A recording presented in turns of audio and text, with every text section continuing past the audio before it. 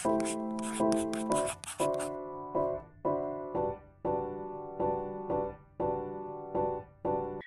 budaya populer Jepang ya, itu tentu ada kaitannya minasan dengan budaya pada zaman kontemporer ya atau pasca perang ya. Dulu ya sejarahnya pasca perang ya, Jepang itu kan kalah perang ya. Apa? Negaranya hancur. Nah, ekonominya sempat meningkat minasan pada tahun 70-an 80-an. Nah, pada saat itu ekonomi Jepang meningkat. Cuman waktu itu budaya seperti anime, budaya yang kita lihat sekarang ya, yang seperti Jepang banget lah, mungkin tidak terlalu terlihat ya. Pada saat itu budaya yang dikenal oleh masyarakat luas ya, atau internasional itu mungkin budaya Jepang yang seperti misalnya orang Jepang itu punya etos kerja tinggi misalnya, kemudian budaya kerja di Jepang, budaya apa namanya kerja seumur hidup misalnya, batas kerja seperti itu yang kesannya itu seperti kurang menarik ya. Nah, setelah tahun 90-an, Minasang, entah kenapa ya, di Jepang itu malah budaya-budaya yang kita lihat menarik ya, yang unik, yang indah gitu ya, itu mulai bermunculan. Misalnya seperti budaya anime, kemudian budaya film-film gitu ya, kemudian budaya musik juga semakin bervariatif. Nah, ini sebenarnya Minasang, itu adalah dampak ekonomi Jepang ya. Karena ekonomi Jepang itu yang tadinya mengandalkan sektor otomotif ya seperti ini ya misalnya Honda, Toyota ya Kawasaki itu Jepang tidak hanya mengandalkan situ jadi tidak selamanya meningkat biasa. Jadi Jepang itu bisa jadi mencari suatu alternatif lain ya bagaimana mengembangkan ekonominya, bagaimana ekonominya itu termasuk ini ya budayanya itu juga bisa berputar ya. Makanya muncul budaya-budaya baru yang mana bisa menarik wisatawan ya atau menarik orang luar negeri, terutama kita ya sebagai pemerhati Jepang itu juga bagaimana mereka itu tidak hanya mengandalkan sektor otomotif ya, tetapi juga sudah melebarkan sayap ke sektor jasa ya seperti perfilman mungkin ya, kemudian sektor-sektor yang lain. Nah itu adalah ini ya triknya Jepang untuk agar ekonominya tetap berputar atau tetap maju ya. Kemudian Minasang, tentang dualitas budaya Jepang ya yang pertama. Nah, kita melihat Minasang, untuk masyarakat Jepang modern ini ya, orang Jepang itu kan mengalami suatu dualitas ya. Jadi tidak hanya di dalam kepercayaan ya, misalnya orang Jepang itu punya kepercayaan bahwa mereka itu menganut kepercayaan Shinto misalnya, kemudian Buddha, dan percaya adanya semacam tonek ya, kepercayaan lokal juga ya. Tetapi di sisi lain, mereka juga adalah masyarakat yang rasional ya, masyarakat maju, masyarakat modern ya, canggih ya. Tapi di sisi lain mereka juga punya sistem kepercayaan yang kuat. Itu adanya dualitas ya, contohnya. Nah, di dalam budaya itu juga sama, Pak. Mereka itu juga seolah-olah ya kelihatan mengalami suatu dualitas. Misalnya ya, orang Jepang itu suka dengan budaya lokal ya, misalnya kayak Chanoyu gitu kan, kemudian pakai yukata, kimono, kemudian apa namanya adat-adat Shinto misalnya, kemudian Matsuri itu juga suka ya. Tetapi di sisi lain sekarang orang Jepang itu juga suka budaya-budaya yang futuristik juga kan sekarang.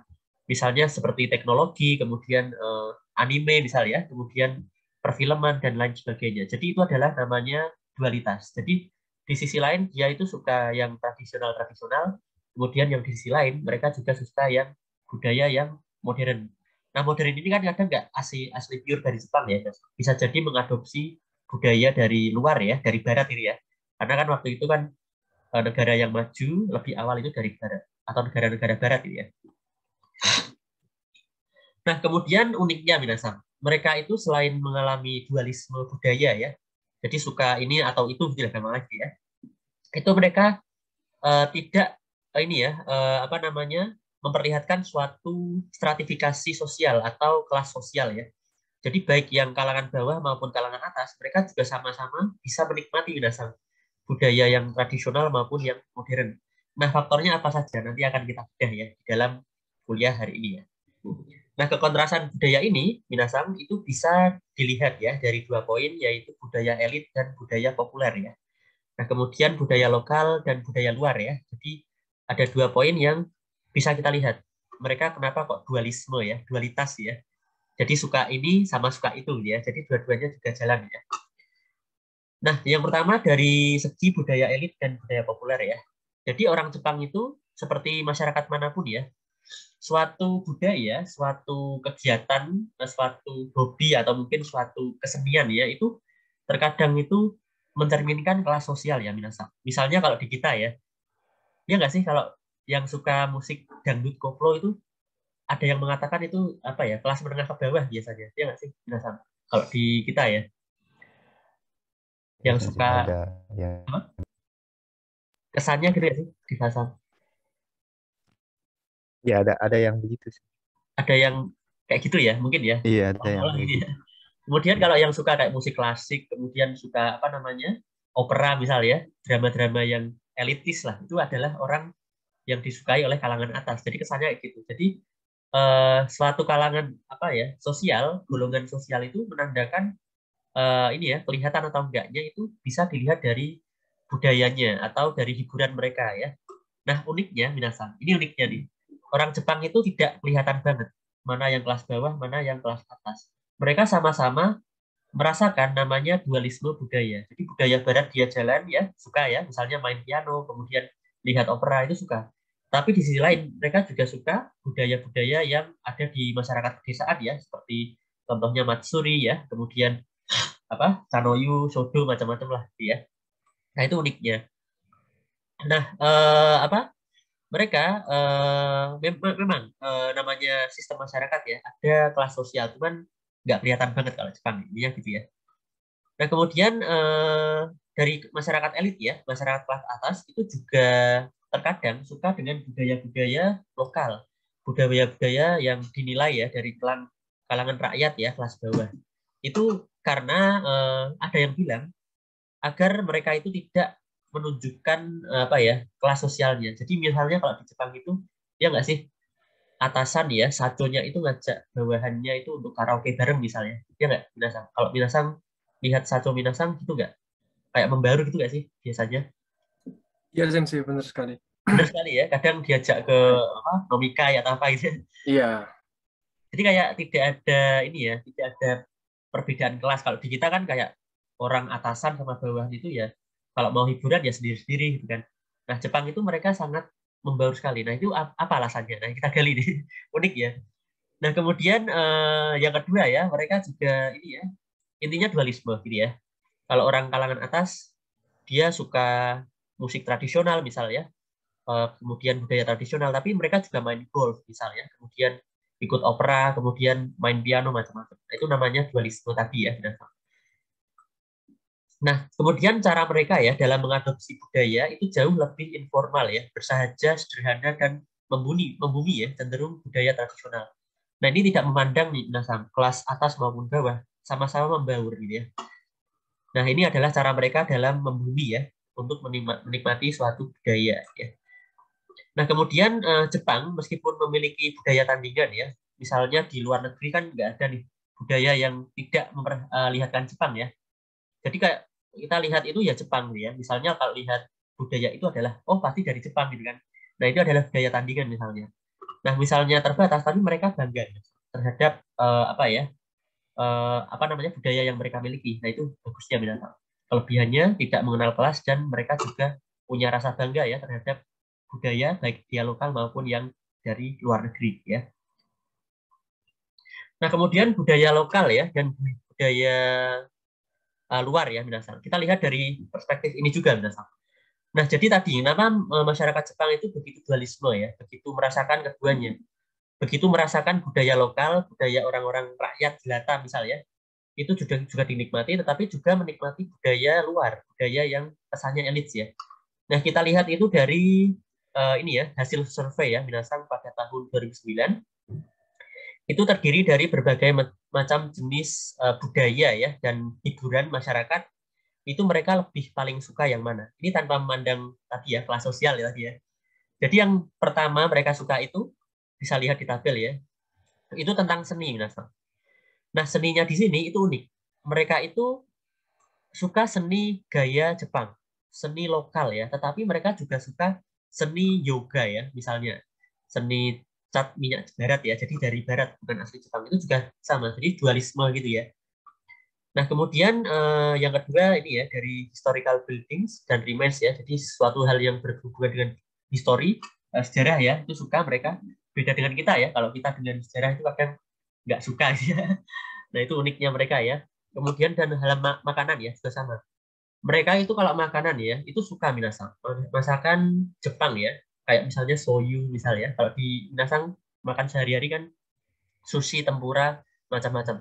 Tetapi mereka juga suka juga minasan makanan sehat dari barat ya. Misalnya daging ya, kemudian tahu ini nggak minasan sukiyaki ya. Yang dari sapi itu apa? Sukiyaki ya minasan kalau salah ya. Ah, Ya, sukiyaki. sukiyaki deh. Tahu nggak minasan? Sukiyaki itu kalau menurut minasan itu pure dari Jepang apa enggak? Namanya kan sukiyaki dari Jepang ya. Itu aslinya dari Jepang nggak?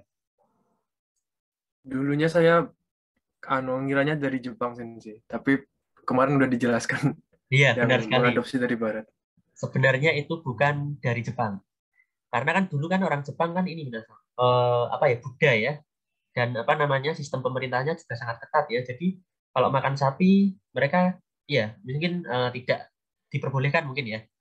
Nah, tetapi setelah melihat orang Eropa membuka diri ya, gitu kan. Oh, kok lihat orang Eropa kok badannya tinggi-tinggi gitu kan. Kemudian gizinya kok bagus-bagus. Maka mereka mengadopsi dan mengkreasikan ya apa namanya daging sapi itu menjadi produk yang seolah-olah itu asli Jepang. Dinamakan sukiyaki ya. Sebenarnya itu apa namanya bukan pure dari Jepang ya. Kayak misalnya Yoshinoya yang minasang makan ini kan aslinya ya sapi juga ya. Itu juga aslinya adalah produk yang aslinya dari barat gitu ya. Nah, intinya gini minasang, baik kita lihat dari budaya elit maupun budaya populer, bahkan budaya lokal dan budaya luar, itu orang Jepang intinya minasang, itu sama-sama mengalami dualisme budaya. Jadi sama-sama dia itu A jalan, B juga jalan. Budaya lokal itu suka, budaya luar juga suka ya. Di musik juga sama minasang. Mereka juga terutama kalangan atas ya, itu melestarikan minyo ya atau enka. Enka ini dulunya lagu rakyat juga kan, yang apa namanya seolah-olah ibaratnya menggambarkan rakyat kelas bawah ya. Nah, tapi di sisi lain sekarang kan banyak ya orang Jepang yang suka lagu barat ya, kemudian yang suka lagu pop rock, kemudian diadopsi menjadi versi mereka misalnya. Sekarang muncul namanya ini kan ya apa J-pop gitu ya. Kemudian Big K misalnya. Jadi itu adalah kreasi mereka terhadap musik yang sebenarnya kiblatnya dari barat. Jadi dua-duanya mereka juga suka gitu ya. Olahraga juga sama mereka. Misalnya ya, mereka juga bangga terhadap olahraga ketika di Olimpiade ya. Ada karate misal, judo, kemudian olahraga tradisional. Orang Jepang itu mungkin ya merasa bahwa ini adalah identitas olahraga mereka dan mereka lakukan biasa. Tapi di sisi lain, mereka juga suka olahraga barat seperti bisbol ya. Ya nggak sih kalau di Jepang itu yang ramai bisbol ya. Di mana? Di Jepang minasang lihat acara Ya, televisi sering ya bisbol nomor ya. satu baseball. Ya. Baseball Nah, ya. bawah juga. Sampai di Osaka saya waktu di sana ya, itu minasang saya kaget ada supporter bisbol itu sampai menjeburkan diri di sungai loh, saking fanatiknya dengan timnya kan. Jadi mungkin taruhan apa gimana saya kurang tahu ya. Kalau ini kalah, saya akan jebur ke sungai dia saking fanatiknya gitu. Sampai sensei saya sampai ini minasang, sampai heran loh. Ternyata kok ini ya tidak menggunakan akal sehatnya mungkin. Nah, itu sampai bilang seperti itu. Nah, jadi benar minasang, mereka ya suka namanya olahraga kayak tradisional ya, judo, karate, kemudian kendo misalnya. Tapi mereka juga mengikuti banget minasang, bisbol dan sepak bola. Ya. Nah, nanti akan kita bahas minasang, kenapa kok bisbol lebih populer di Jepang ya dibanding sepak bola. Padahal kan di negara lain kayak di Eropa gitu kan, kemudian di Indonesia sendiri ya, itu yang paling populer adalah sepak bola. Bahkan supporternya sampai lempar-lemparan batu misalnya. Nah, itu ya. Nah, ini juga menarik minasang. Nah, uniknya Jepang kita lihat di sini minasang. Jadi dari olahraganya, dari hiburannya, dari budayanya itu mungkin agak sedikit nyentrik ya atau berbeda dengan budaya di negara lain. Ya. Nah, kemudian orang Jepang umumnya itu memang ya berorientasi pada tradisi dalam menilai apa yang mereka anggap sebagai kebanggaan budaya Jepang. Nah, ini sebagai alasan juga minasang, kenapa mereka kok mengalami dualisme ya.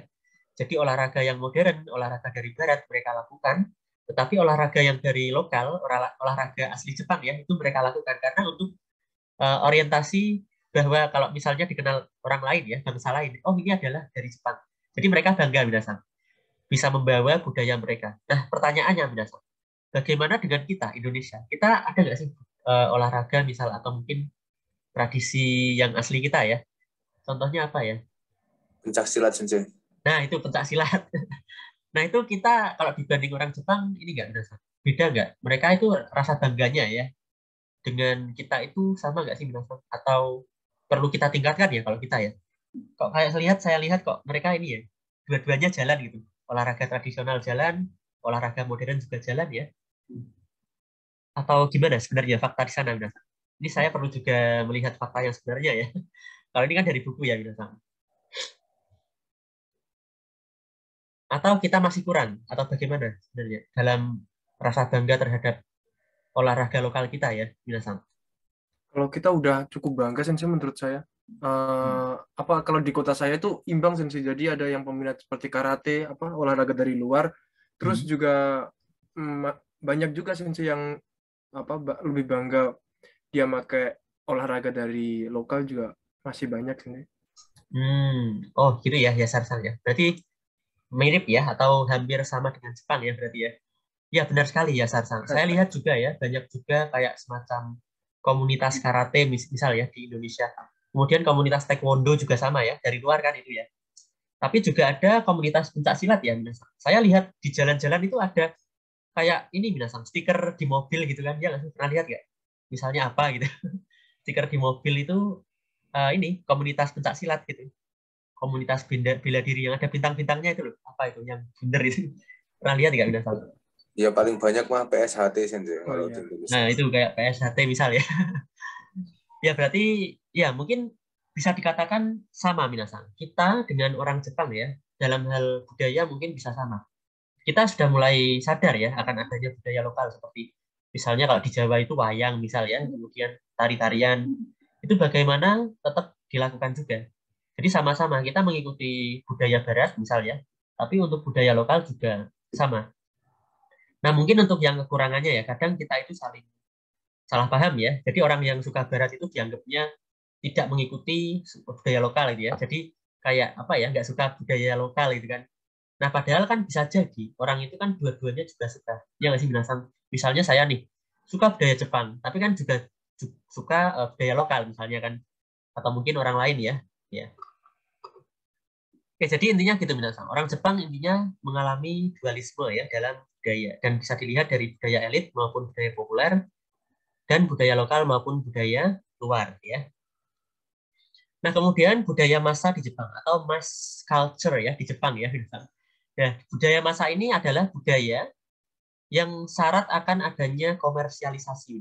Jadi, misalnya ya, ada suatu acara itu tujuannya untuk komersialisasi. Tahu nggak komersialisasi misal?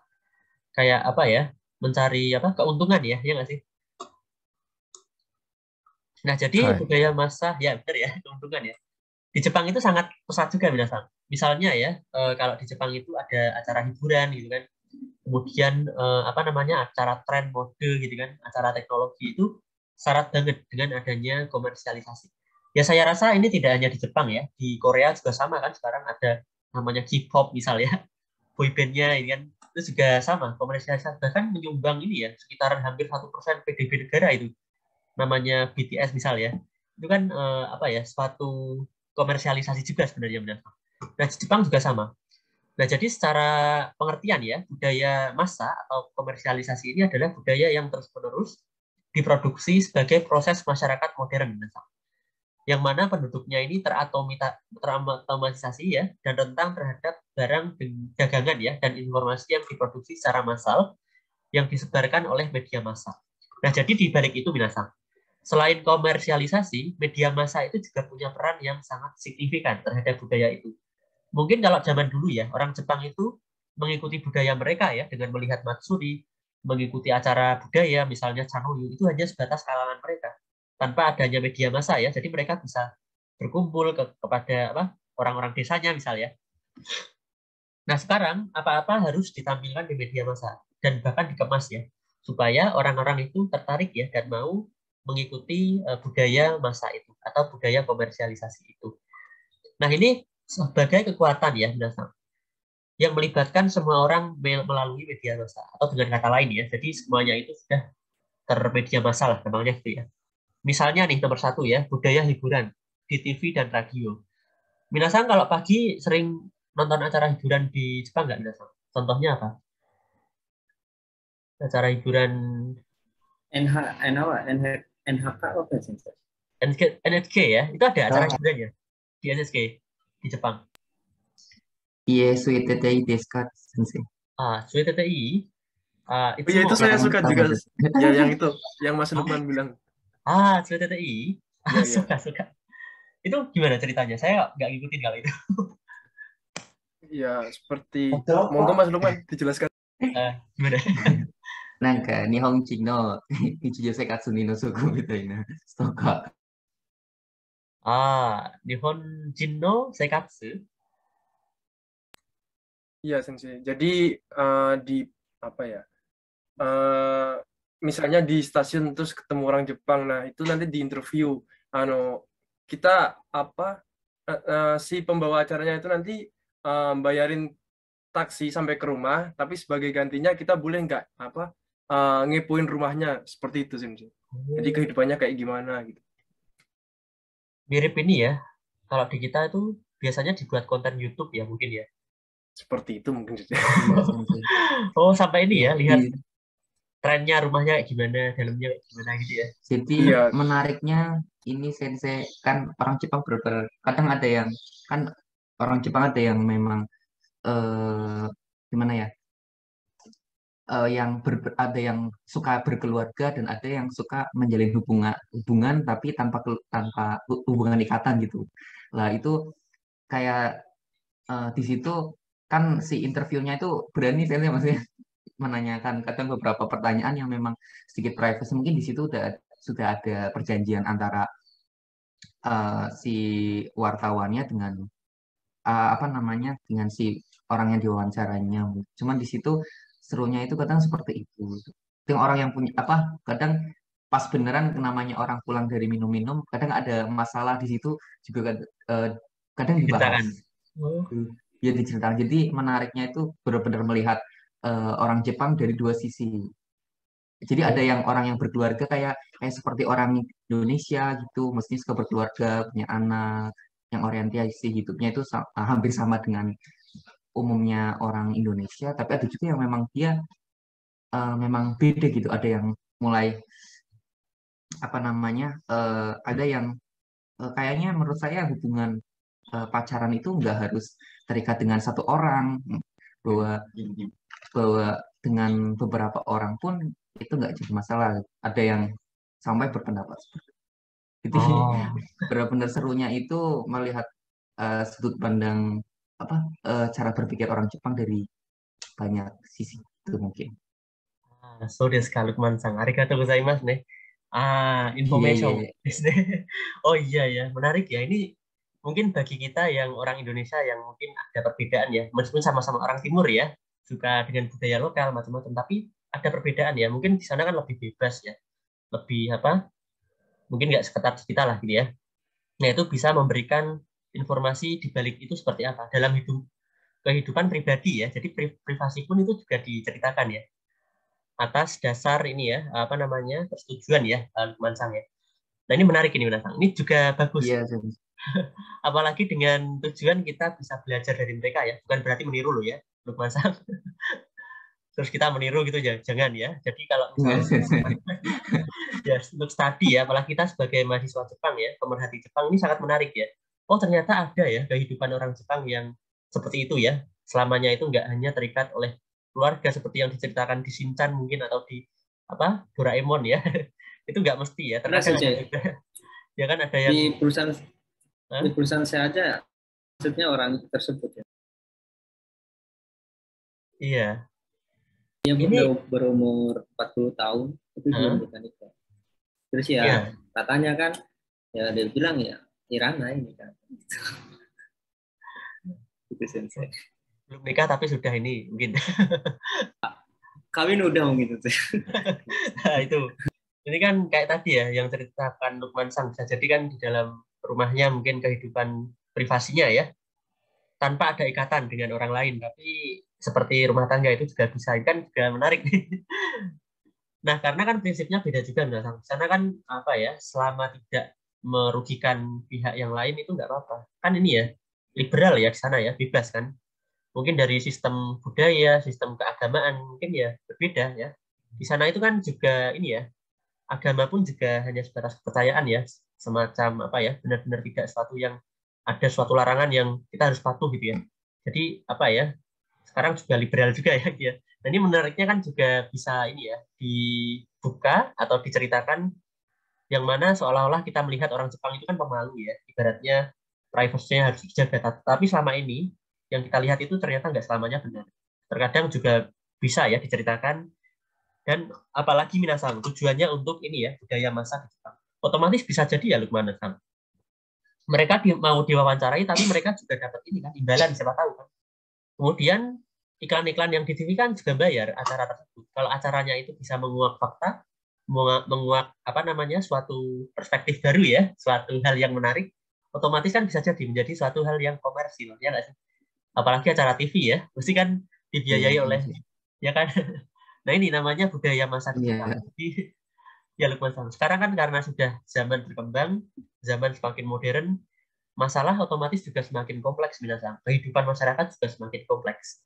Misalnya dulu ya, orang itu harus berkeluarga. Sekarang ada alternatif lain supaya nggak harus berkeluarga. Bagi mereka loh ya. Nah itu bagaimana kita ketahui? Nah itu melalui media massa Jepang. Nah ini ya, namanya adalah budaya massa Jepang.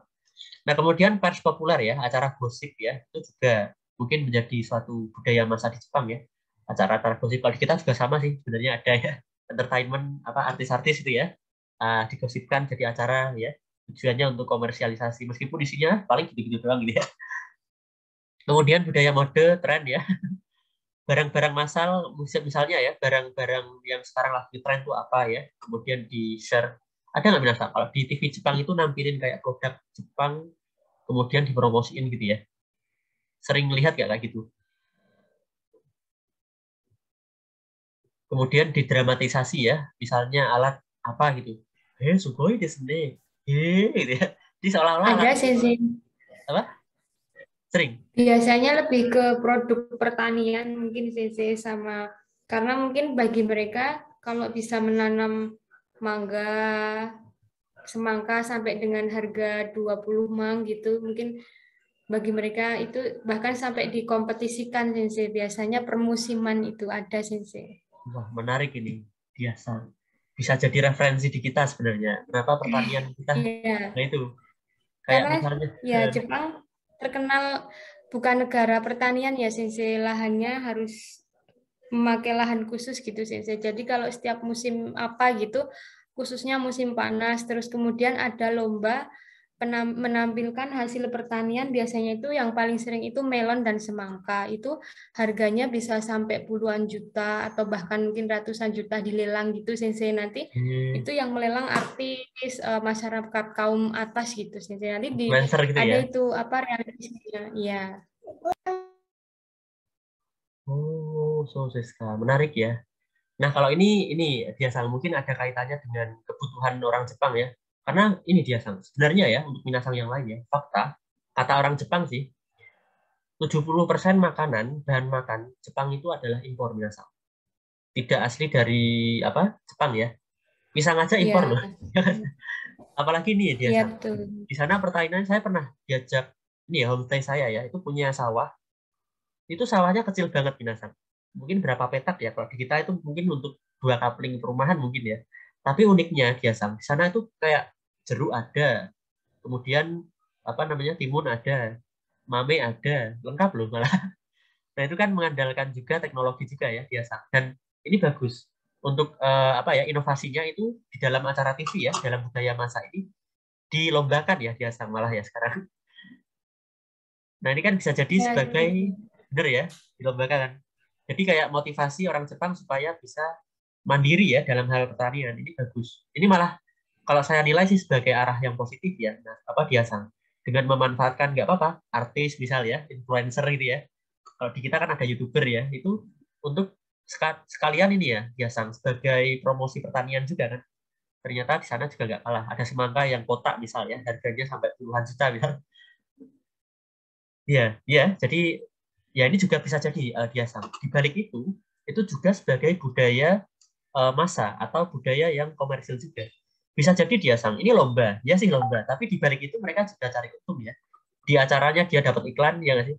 Apalagi yang ngisi cuman ini ya dari influencer ya, itu kan bisa menarik orang untuk melihat acara tersebut.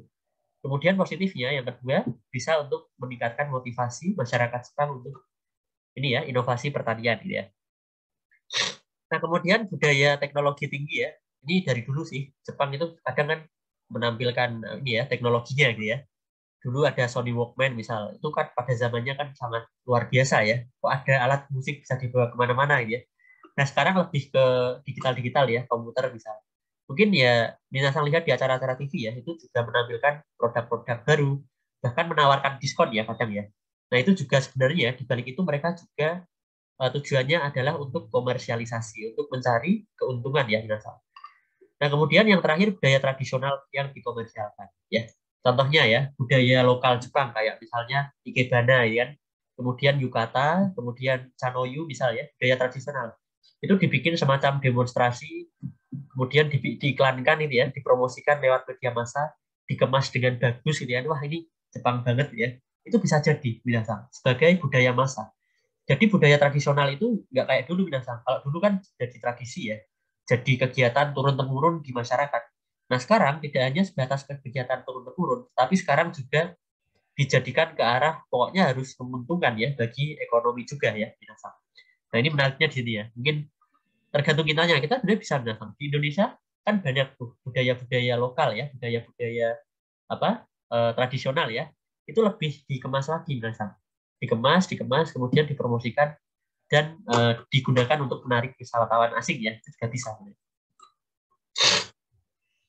Nah, kemudian budaya massa di Jepang ya, itu berkembang dalam berbagai bentuk daya, yang semuanya menggunakan saluran distribusi informasi massa, televisi, iklan, komputer, dan bentuk publisitas skala besar lainnya.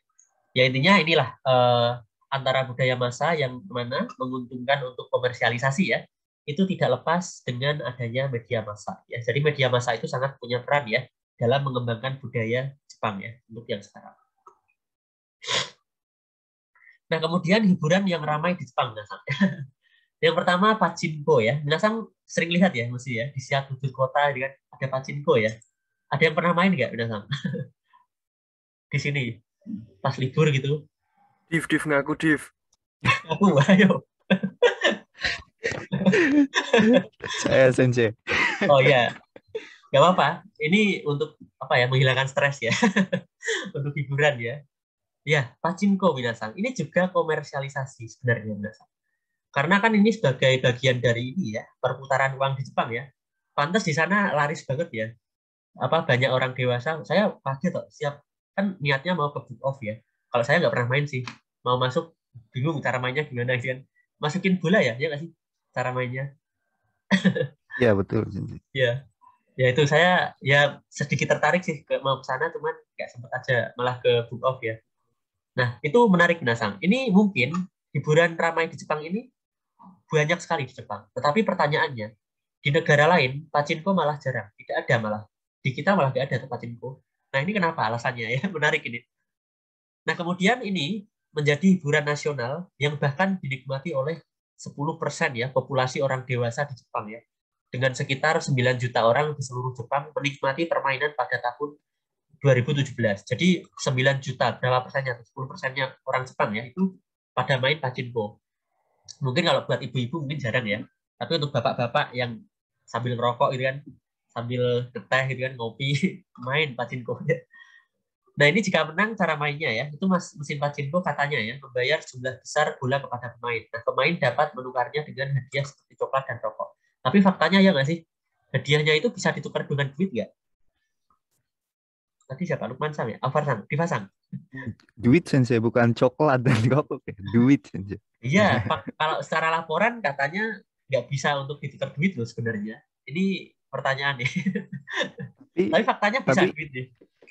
Bukan bisa, pasti dapat duit Sensei pasti kalau dapat menang. Iya. Oh, berarti yang di buku bisa itu... kalau dapat coklat atau rokok itu biasanya sisa. Misal dapatnya 3.200 yen gitu ya. Lah itu cuma dapat 3.200-nya itu disuruh milih apa, mau rokok atau minuman apa gimana gitu. Justru malah yang primer itu malah hadiah duit ya. Di masa. Ini sama aja judi gak sih? Judi Sensei, judi. Iya, so karena ini menarik minasan. Kita melihat Jepang itu ya tadi ya, yang seperti saya sampaikan ya. Kalau di luar tuh wah indah-indahnya saja, di balik itu ya ini gimana, dibenarkan apa enggak? Menurut kita loh ya, tapi menurut mereka kan benar ya, karena kan tidak merugikan ya atau bagaimana. Nah, ini menarik minasan. Di balik itu ternyata begitu ya, kan? Nah, kemudian bahkan ya di Fasang ini malah Farsang ya. Jadi malah Pachinko itu katanya ya, omsetnya itu melebihi perjudian yang terlihat. Misalnya kayak balap kuda, kemudian sepeda, speedboat, mobil itu malah pemasukannya lebih banyak Pachinko. Ya bayangin tiap kota, tiap si ya itu punya Pachinko ya. Saya lihat tiap naik sepeda ya, lihat apa itu Pachinko ya. Pasti ada tokonya ya. Nah, kemudian Pachinko juga berkembang pesat ya, karena banyak pekerja yang menghibur diri seiring dengan perkembangan ekonomi Jepang. Nah, ini minasan, patut diketahui ya, kita jangan cuma main doang ya, harus tahu asal-usulnya juga ya kalau bisa ya. Itu sebenarnya itu berawal dari Jepang ketika ekonominya naik, minasan. Itu kan banyak pekerja yang kerja di perusahaan ya, berangkat pagi, pulang malam, otomatis kan pada jenuh ya, pada mumet gitu ya, pada stres kan. Nah, butuh hiburan minasan. Hiburannya apa? Ya Pachinko ini.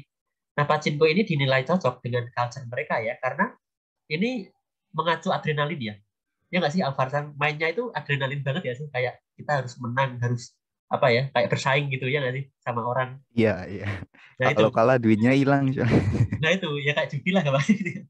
Nah ini adalah budaya Jepang banget, Alvarsang. Di Jepang itu perusahaan itu sangat bersaing juga, sangat kulturnya ya, sangat wah harus kualitas gitu kan, harus benar-benar siapa yang menang dia yang menjadi jabatan tertinggi mungkin ya. Nah itu sangat cocok dengan culture mereka. Nah makanya ketika mereka pulang stres ya, butuh hiburan. Nah itu Pachinko adalah solusinya karena sesuai dengan budaya mereka gitu ya. Nah kemudian kualitas Pachinko ya juga non interaktif ya, jadi nggak terlalu membutuhkan kayak judi kan kartu ya, kita ngomong ngobrol kan sama orang. Tapi Pachinko kan nggak perlu ya, nggak perlu ngomong sama orang. Jadi ini adalah menunjukkan ya suatu intensitas, tekanan kelompok, dan kendala dalam pekerjaan dalam kehidupan masyarakat Jepang. Ya. Jadi ini sebagai solusi ya, biar nggak stres nggak bisa. Nah kemudian yang kedua, karaoke. Pasti tahu lah biasa karaoke ya. Karaoke ini nggak hanya di Jepang sekarang. Sekarang itu malah sudah di mana-mana ya. Di Semarang aja udah berapa karaoke ya. Di Jakarta berapa. Di Indonesia ya banyak ya karaoke. Nah, karaoke ini diyakini berasal dari tahun 1970-an ya. Ini katanya dari sebuah bar makanan di Kobe ya, yang mana manajemen itu merekam kaset untuk digunakan pada sesi latihan ya, untuk penyanyi profesional. Minasan kalau misalnya baca di Dokai Fukumina ya, itu ada pembahasan masalah karaoke ya.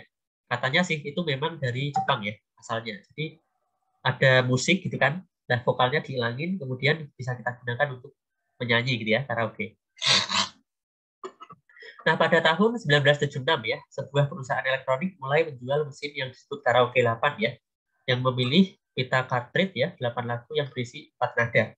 Nah, prototipe ini berkembang ya menjadi karaoke disc laser, bahkan karaoke CD ya, seperti sekarang ya, dan sebagainya. Jadi ini adalah asal-usulnya, transformasinya dari industri karaoke ya. Jadi dari Jepang, kemudian berkembang bahkan sampai mancanegara ya. Nah, tapi pertanyaannya, Minasan, tidak seperti halnya Pachinko ya, karaoke ini lebih diterima oleh masyarakat luas ya, bahkan seluruh negara di dunia ya. Ada yang bisa pendapat nggak? Kenapa? Antara Pachinko sama karaoke kok beda ya? Sama-sama hiburan, tapi kok lebih diterima karaoke ya di negara lain ya? Kalau di Jepang doang kalau Pachinko saya lihat sih, kalau di yang lain nggak ada deh. Ada pendapat nggak, Minasan? Mungkin untuk Pachinko pernah dipengaruhi budaya agama, background agama di masing-masing negara sih. Tapi yang saya dengar itu beberapa ini pandangan dari orang Jepang sendiri ya, Pachinko itu juga lebih dipandang negatif. Kalau pengalaman saya ya, karena beberapa kali saya diingatkan sama orang Jepang itu untuk jangan sering-sering main Pachinko. Kemudian beberapa program televisi juga bilang kalau beberapa scene-nya dia mengatakan uangnya habis karena untuk berjudi terus. Jadi menurut saya mungkin Pachinko di Jepang juga maksudnya sama di Indonesia, bahwa perjudian juga dianggap negatif oleh masyarakatnya. Kalau karaoke kan memang di setiap negara bisa diterima ya. Jadi mungkin kenapa karaoke no hoga hayate kamoshirei. Suka. Iya ya, kalau karaoke kan isinya kan cuma nyanyi doang ya, tidak mengandung unsur perjudian gitu ya. Kalau kita jelas, mungkin ya Lukman Sang, alasannya tadi ya, bisa jadi karena di negara lain kan ada ini ya, pengaruh agama ya, termasuk kita ya. Jadi kalau judi itu haram, nggak boleh kan. Jadi makanya kita jarang ada, bahkan nggak ada ya, yang ada pachinko di sini ya. Nah tapi kenapa di Jepang itu sangat menjamur? Bahkan sebenarnya ya, menariknya tadi ya Lukman Sang, orang Jepang sendiri sebenarnya juga tidak terlalu setuju ya dengan pachinko ya, karena nanti bikin uangnya cepat habis dan lain sebagainya. Tapi nyatanya kok ini, Lukman, ya kan? Mereka sadar, tapi faktanya yang main banyak sih. Itu karena apa ya? Mungkin ya lebih mengutamakan hiburannya ya. Yang penting saya nggak stres lah, entah apa namanya rugi apa enggak gitu kan. Tapi kalau melihat fenomena pachinko gitu, sama kayak yang trading kayak ini nggak sih Sensei? Beberapa teman-teman saya, apalagi yang ex-Kenshu ya, itu kan pas pulang ke sini banyak tuh yang mulai trading. Beberapa mengaku memang mereka kalah gitu. Cuman saya kurang tahu apakah saya karena saya nggak pernah melakukan hal tersebut, jadi saya kurang merasakan senangnya di situ mungkin. Tapi beberapa teman-teman saya mengaku pernah, maksudnya kalah gitu, habis sekian, tapi mereka tetap, maksudnya belajar gitu, rasa gimana ya untuk terus mainnya itu ada kalau saya lihat seperti itu. Kayak tertantang terus ya gitu ya, meskipun rugi gitu kan. Psikologinya mungkin. Ya benar sekali ya Lukman Sang. Saya lihat juga gitu sih. Mungkin para ex-Kenshu punya modal ya, kemudian mencoba untuk hal baru, tantangan ya, trading misal, bahkan ada yang ikut ini ya Lukman Sang, apa nabung Bitcoin juga ya, ikut apa namanya forex misal ya. Wah itu kan Sensei lagi mulai booming juga setelah penangkapan Indra Kesuma. Akhirnya banyak yang beralih ke situ juga. Ya, nah itu kadang ini Lukman Sang, tergantung orangnya sih. Nah kita ada di posisi mana? Tergantung orang kan banyak faktor ya, bisa jadi tingkat keimanan ya, kemudian dari pengalaman, dari rasa ingin tahu juga kan. Nah karena orang itu kadang ya, namanya orang kan rasa puas kan ini ya, kadang nggak cukup dalam satu itu. Mungkin ya tiap orang kan rasa puasnya beda-beda. Nah itu ya menjadi faktor juga kenapa kok banyak orang yang udah tahu itu bakal rugi misal ya, tapi masih dilakukan ya. Nah kemudian yang kedua ya, karena faktor itu tadi tantangan, karena budaya misalnya ya, di Kenshusei ini nggak sih Minasang, rasa pekerjaannya kayak tantangan banget nggak? Kayak harus akulah yang terbaik gitu, rasa kayak gitu nggak sih Minasang? Kayak kualitas gitu ya nggak sih? Kayak tantangan lah gampangannya. Iya ya, Minasang. Hai gitu ya. Nah itu ya mungkin ya, karena merasa sebagai tantangan, maka otomatis orang kalau dapat tantangan kan otomatis juga tantangan lain. Ya, biasanya ya, itu hasrat naluri manusia Minasang. Mungkin ya sudah kayak gitu, apa namanya kodratnya. Wah saya sudah merasa tertantang, kemudian saya ingin nyoba deh, habis lulus dari Kenshusei mau ikut trading apa gitu kan, meskipun beresiko, karena sudah terbiasa dengan tantangan itu ya. Nah ini juga sama dengan orang Jepang, karena pada tahun 80-an mereka sudah terbiasa dengan tantangan di perusahaan. Mereka harus kerja keras yang sampai apa bersaing gitu kan, sehingga pachinko sangat ramai karena sudah terbiasa dengan tantangan. Nah, ini bisa kita samakan nih dengan ini Lukman Sang, bisa jadi kita samakan antara pachinko orang Jepang ya dengan budaya kita setelah lulus Kenshusei ya, ikut forex misal ya, atau ikut trading ya, bisa juga. Jadi alasannya karena tadi tantangan.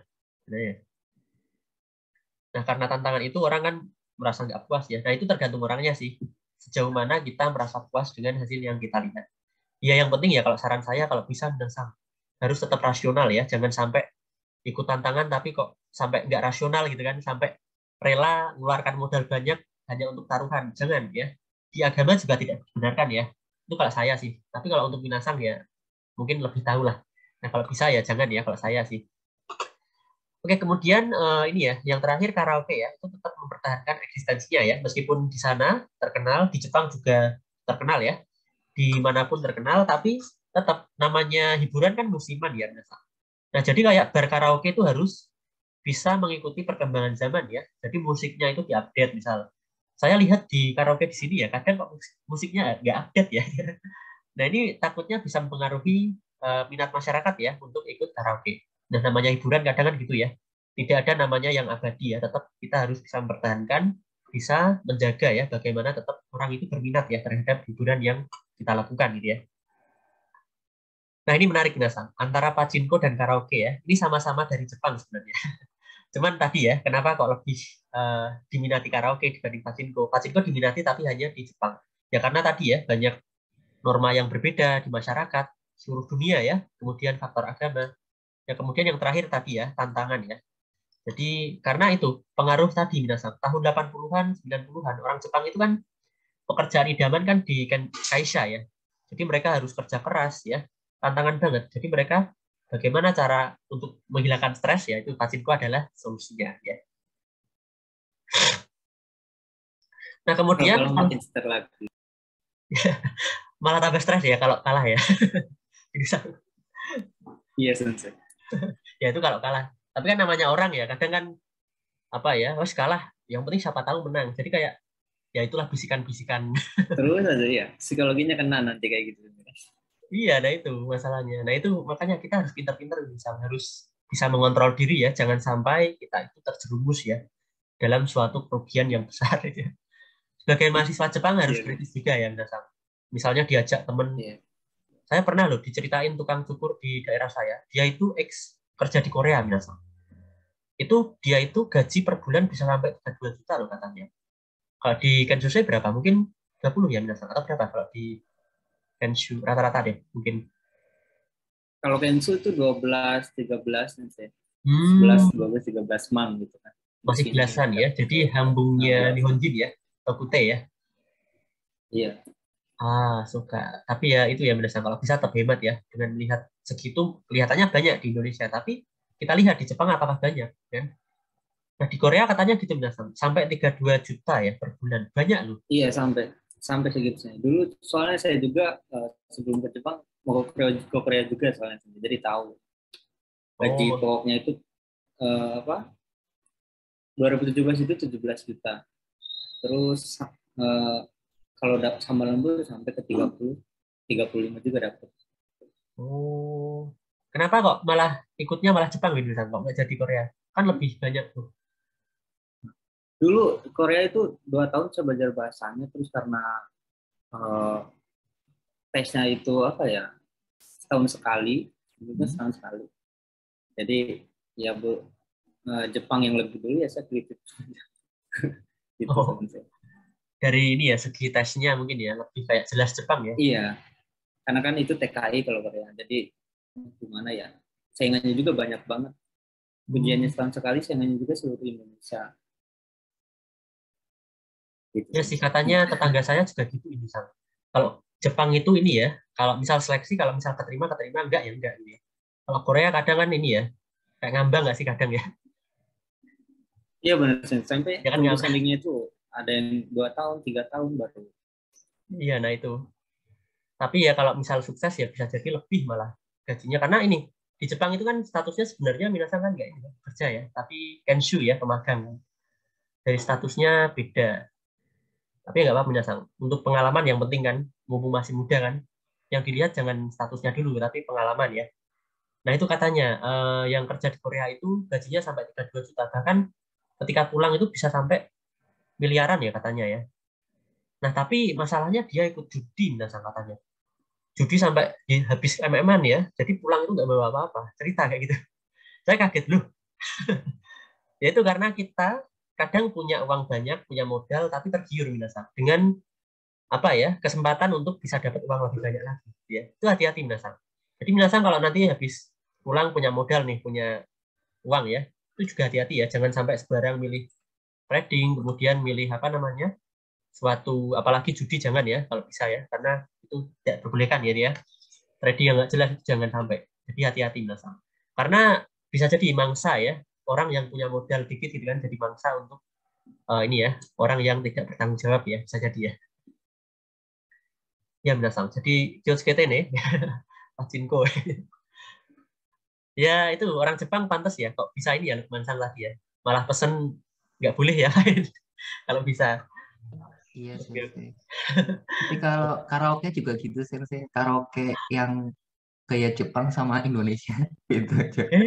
Kenapa emang? Kok nggak boleh karaoke? Bukannya nggak apa-apa nyanyi? Enggak, maksudnya beda jauh, maksud ada perbedaan tempat karaoke yang memang dikelola sama orang Jepang dan yang dikelola sama orang Indonesia. Kalau Oh mungkin iya yang sih. di Indonesia itu kan Indonesia Indonesian style ya mungkin sih. Tapi kalau yang kayak mungkin di Blok M, mungkin teman-teman juga lihat di YouTube, itu ada karaoke Jepang. Itu biasanya kan ada LC-nya sih kalau karaoke Jepang. Jadi kayak Oh, pemandunya kayak yang pernah saya dengar itu kayak Onanokuto Ichichistari udah dari yang apa bikin apa? pangosinya itu Sonohito Tsunokoto maksudnya salah satu hal itu maksudnya di sana kan memang kalau karaoke itu ada LC-nya sama minum-minum juga ya. Jadi nggak yang sekedar nyanyi biasanya. Kalau yang Tambahnya ini beberapa ya. teman-teman orang Jepang saya juga bilang yang bikin serunya di karaoke itu yang Oh, pernah itu pengalaman saya sih, mungkin teman-teman barangkali ada yang beda mempunyai beda pengalaman, ini sudut pandangnya berbeda lagi.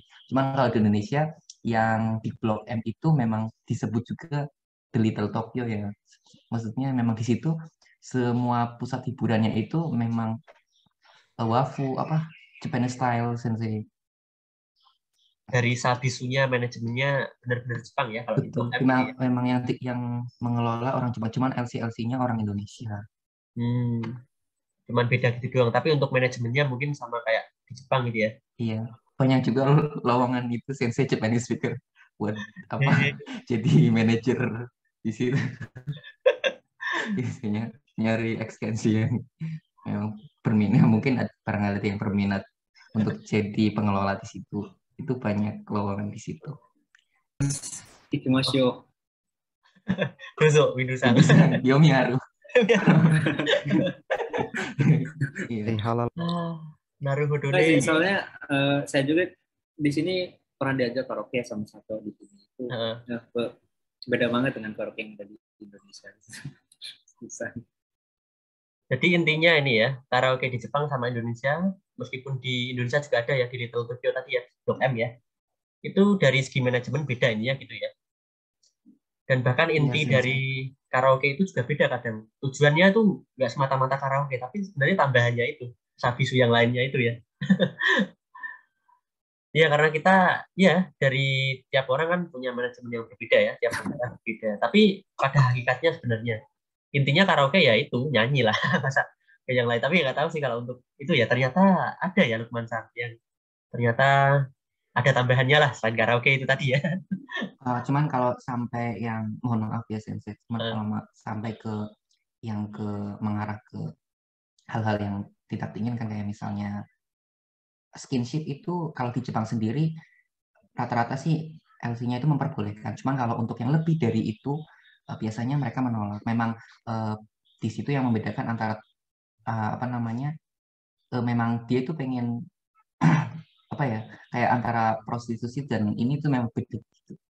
Setahu saya itu seperti itu. Jadi memang skinship itu di situ ada. Cuman lebih dari itu biasanya akan dimasukkan ke sekuhara apa sex harassment ya. oh ya. Setahu saya itu seperti jadi memang ada batasannya juga di situ. Iya, tetap Tapi ini Lukman Sang. Namanya Jepang tetap meskipun kelihatannya bebas ya, kita ada godaan ke situ, ya, tapi ya ada aturannya tetap. Ibaratnya, ibarat ini ya rental pacar ya. Kadang kan apa namanya di Jepang ya, boleh untuk kita ngobrol kemudian apa gitu ya. Tapi untuk lebih dari itu ya nggak boleh karena ada aturannya gitu ya. Mungkin kalau di Indonesia jika diberlakukan seperti itu ya bahaya juga ya Lukman Sang. Tahu diri kan kalau kita nggak boleh ya. sudah Ya mungkin langsung karena dianggap negatif sih. negatif kan, malah arahnya Iya. negatif itu nggak boleh. Apa namanya ya kelebihan mereka situ sih Jepang. Jadi kelihatannya seolah-olah ya, teman sang lihat ya apa ya bebas gitu ya kita seolah-olah kayak tergoda macam-macam ya. Tapi tetap aturan itu ditegakkan karena apa mereka secara aturan tak apa sih lebih mapan ya lebih bagus gitu ya. Jadi kalau gini ya jatuhnya ke sini. Bahkan ada undang-undangnya ya teman sang. Kalau kita melanggar aturan yang diberlakukan ya. Jadi intinya harus taat aturan tetap ada gitu. Ya, gitu bedanya mungkin ya di Indonesia. Jadi intinya manajemen sih. Tentu berbeda. Tapi kalau karaoke ya sebenarnya ini penyanyi ya. Oke. Oke, kemudian konsumsi lintas status ya. Jadi kayak tadi minasan. Ini alasan minasan. Kenapa yang saya katakan tadi ya, orang Jepang itu tidak melihat status, banyak atasan sama bawahan itu bareng-bareng ya, menikmati hiburan yang sama gitu kan. Kemudian apa namanya? Seolah-olah hiburan orang elit sama orang kalangan bawah itu kok nggak ada, kok bisa dinikmati bersama-sama gitu ya. Kalau di kita kan kelihatan banget ya, beda banget gitu kan. Nah, di sana kenapa kok bisa membaur? Nah, ini alasannya. Jadi dualisme budaya elit dan populer itu membuat orang Jepang tanpa memandang status ya, yang mana mereka bisa menikmati bersama-sama. Nah, misalnya manajer tadi ya, dengan apa pekerja bisa karaoke bareng, kemudian nomikai bareng misalnya. Nah, ini juga katanya juga sebagai pola ya, yang mencerminkan strategi elit orang atasan ya, kalangan atas itu untuk mengaburkan garis status mereka ya, dengan berbagai kondisi penampilan yang sama dengan bawahan ya, itu juga bisa terjadi. Nah, ini uniknya gitu Minasan. Kalau di kita kan orang kalangan bawah ya, tapi sok elit gitu ya, sok kelihatan apa kalangan atas. Tapi orang Jepang itu kadang itu malah kebalikannya Minasan. Orang yang kalangan elit, kalangan atas, sebenarnya dia bisa main golf, kemudian main karaoke ya, apa namanya, lihat teater opera, tapi mereka juga bisa membaur dengan kalangan bawah. Nah, itu untuk mengaburkan ya dari status mereka. Jadi nggak ingin kalau kelihatan dibanding elit banget ya. Nah, itu uniknya. Kita melihat orang Jepang itu kan individual ya. Tapi dalam hal hobi yang sama ya, dalam hal budaya yang sama, mereka juga sangat loyal, sangat rekat ya. Apalagi mereka itu sama-sama dianggap sebagai kalangan kunci ya, orang dalam gitu ya. Itu sebenarnya rekat banget, sangat kompak ya dia. Nah, ini alasannya, alasannya apa? Itu adalah pendidikan. Nah, pendidikan ini diyakini memainkan peran penting ya dalam mempopulerkan budaya elit melalui kurikulum formal mereka. Apalagi didukung oleh kelompok budaya masyarakat ya. Misalnya saya ketika ke sana lihat kok ada ini ya, tempat koryukai ya, tempat orang asing juga untuk belajar. Di dalamnya itu ada ini minasan, pelatihan budaya Jepang. Jadi kayak melatih bagaimana caranya chanoyu misalnya, kemudian ikebana itu dilatih. Nah, kemudian di kurikulum formal mereka ya, di sekolah ya, itu dari kecil, dari sekolah itu diajari piano ya, kemudian diajari kaligrafi, kemudian diajari sastra klasik Tiongkok ya, mungkin ya, dan lain-lain. Jadi sekolah itu mengajarkan kayak gitu minasan, dari kecil. Makanya di Jepang itu sekolah sampai pulang sore karena ada ekstranya. Ekstranya banyak minasan. Ada ekstra yang mana ini adalah budaya elit. Misalnya main piano ya. Anak-anak sekolah bisa tanpa melihat kalangan atas sama bawah ya, itu bisa memainkan piano misalnya. Jadi tidak melihat adanya suatu kesenjangan di situ. Jadi sejak kecil itu sudah bareng-bareng binasa. Makanya ketika dewasa, orang yang kalangan atas maupun bawah itu sama-sama bisa menikmati ya, karena dari kecil sudah dididik ya dengan pendidikan yang mana mengajarkan ya budaya yang sama ya, atau hobi yang sama, bahkan hiburan yang sama ya. Nah, kemudian masyarakat kontemporer ya, itu juga memiliki lapisan yang kuat juga tadi ya, apalagi uji kan orang dalam kan. Didukung oleh intelektual lokal ya, orang-orang lokal yang belajar tentang budaya yang merupakan praktisi populer budaya elit ya, sehingga tidak hanya orang kaya saja ya yang menikmati budaya elit ya. Nah, itu alasannya minasan. Jadi kenapa ke orang Jepang itu dalam hal budaya ya bisa membaur atasan sama bawahan, jadi seolah-olah nggak ada kelas sosial ya, yaitu karena sejak kecil itu sudah dididik dalam pendidikan mereka itu banyak sekali kegiatan yang memperkenalkan budaya elit ya. Misalnya berlatih piano, kemudian berlatih kaligrafi, itu kan sama ya, mereka juga merasakan semua ya. Kalau kita kan enggak ya, beda aja. Nah gitu, jadi karena pendidikannya gitu ya. Nah kemudian minasan, kita membahas tentang ekonomi politik cool Japan ya. Nah ini maksudnya apa ya, cool Japan? Mungkin pernah dengar ya minasan, kata cool Japan ya.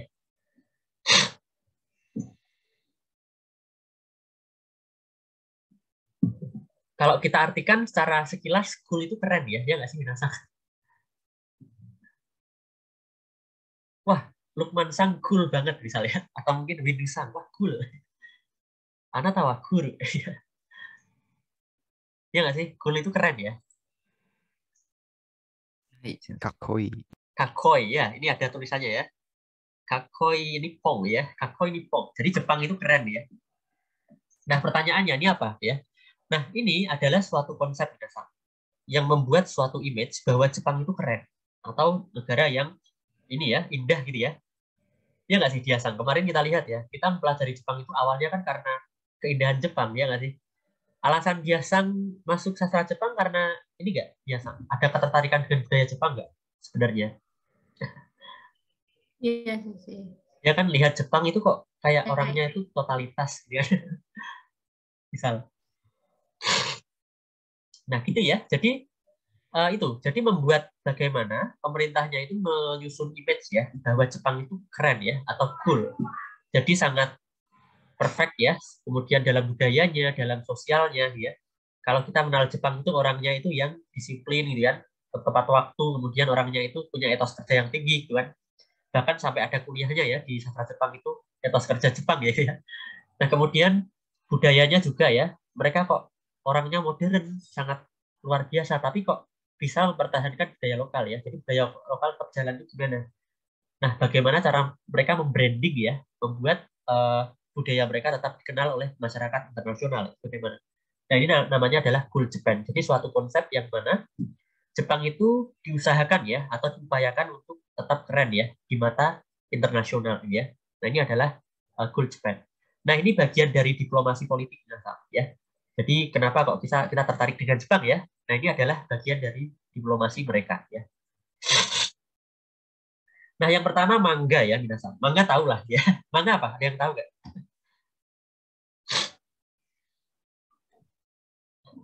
Manga. Gambar apa animasinya kalau minasan? Kalau manga itu gambarnya ya. Di sini ada yang pecinta manga, minasan. Jangan ya. Nggak terlalu ya, minasan ya. Kalau di sini ya. Ngikutin nggak sih? Ngikutin One Piece apa gitu? Jangan pikiran saya ya. Hah? Irwan San? Ikut? Ya. Ikutin ya? Ya, manga tahu ya. Jadi kayak semacam gambar unik ya, gambar kartun, komik ya, yang menceritakan suatu kejadian ya di dalam masyarakat Jepang atau di luar Jepang ya. Jadi kayak mengadopsi dari cerita lain juga bisa ya. Nah, jadi ini adalah karya fiksi ya. Jadi manga itu yang lebih utamakan tuh gambarnya ya. Jadi kayak visualnya, bentuk karakternya gitu ya. Itu dibikin semenarik mungkin dan dibikin sebuah cerita ya. Nah, menurut Migre ya, tahun 2002 ya, kita tidak hanya belajar ini ya, Minasang. Manga itu pengertiannya apa? Kalau hanya sebatas itu, Minasang cari di Wikipedia tahu, pasti ada ya. Jadi kita belajar Jepang itu nggak hanya ini ya, melihat dari pengertian saja, tapi bagaimana pergerakan sosial mereka ya, dan bagaimana budaya mereka itu menanggapi dalam manga ya, atau budaya yang mereka ciptakan ya. Nah, Migre itu mengatakan, meskipun Jepang mungkin tidak lagi menjadi negara adidaya ya, justru melambangkan negara yang ini ya, Minasang, menjadi negara berkembang ya, yang disebut dengan Gross National Goal ya, atau GDP-nya itu yang Cool Japan gitu ya. Ya memang sih kita lihat tadi ya, bahwa ekonomi Jepang itu menurun tahun 90-an. Tapi pertanyaannya, kenapa kok dalam hal hiburan ya, dalam hal Cool Japan ya, Jepang itu image-nya keren, itu malah meningkat, malah datang. Kan uniknya gitu ya. Harusnya kan ketika ekonomi turun tahun 90-an ya, kita lihat, itu kan harusnya kan citranya juga turun. Image-nya juga menurun. Nah, tapi kenapa mereka malah image-nya itu menjadi negara yang sempurna ya, negara yang indah gitu ya, negara yang kawaii gitu kan. Nah, itu bagaimana? Nah, ternyata itu adalah bagian dari diplomasi mereka dalam mempertahankan ekonominya ya. Jadi karena dulu Jepang mengandalkan negara ini ya, otomotif gitu kan. Nah, sekarang sudah mengandalkan sektor jasa. Nah, sekarang manga ini dijadikan komoditas sebagai ini ya, meningkatkan ekonomi mereka ya. Jadi tidak hanya otomotif saja ya kalau kita dengar Jepang gitu kan. Nah, kemudian di bidang pendidikan ya, kita lihat banyak siswa yang belajar bahasa Jepang ya di universitas, termasuk di universitas saya ya, dulu ketika S1 ya. Itu kenapa alasannya kok kamu belajar Jepang gitu ya. Nah, ternyata banyak dimotivasi oleh keinginan mereka untuk membaca dan memahami manga Jepang ya. Jadi motivasinya kenapa kok ngambil sastra Jepang? Saya pengen nonton anime tanpa subtitle misalnya. Ya nggak sih, pernah dengar gitu nggak? Makanya muncul para ini ya, otaku ya. Otaku tahu ya, San? Otaku pernah dengar? ya orang-orang yang fanatik sama anime sama budaya Jepang ya, pop culture gitu ya. Kalau parah-parahnya ya itu wibu itu parah-parahnya dia. Jadi kayak otaku itu biasa, kalau lebih yang parahnya itu wibu ya. Dia itu mungkin lebih ini ya, lebih ekstrim ya dibanding yang lain ya. Kalau wibu itu lebih konotasinya ini ya biasa ke orang luar ya, bukan orang Jepang ya. Jadi orang Jepang, orang luar Jepang ya, yang sangat fanatik dengan kejepangan. Jadi apa-apa itu dijepangin gitu ya. Watashi mau rokok dulu ya. Omae wa mau misal ya. Kemudian kalau misalnya pakai baju juga gaya-gaya apa? Anime gitu ya. Rambutnya diacak-acak gitu ya. Ora, ya misal.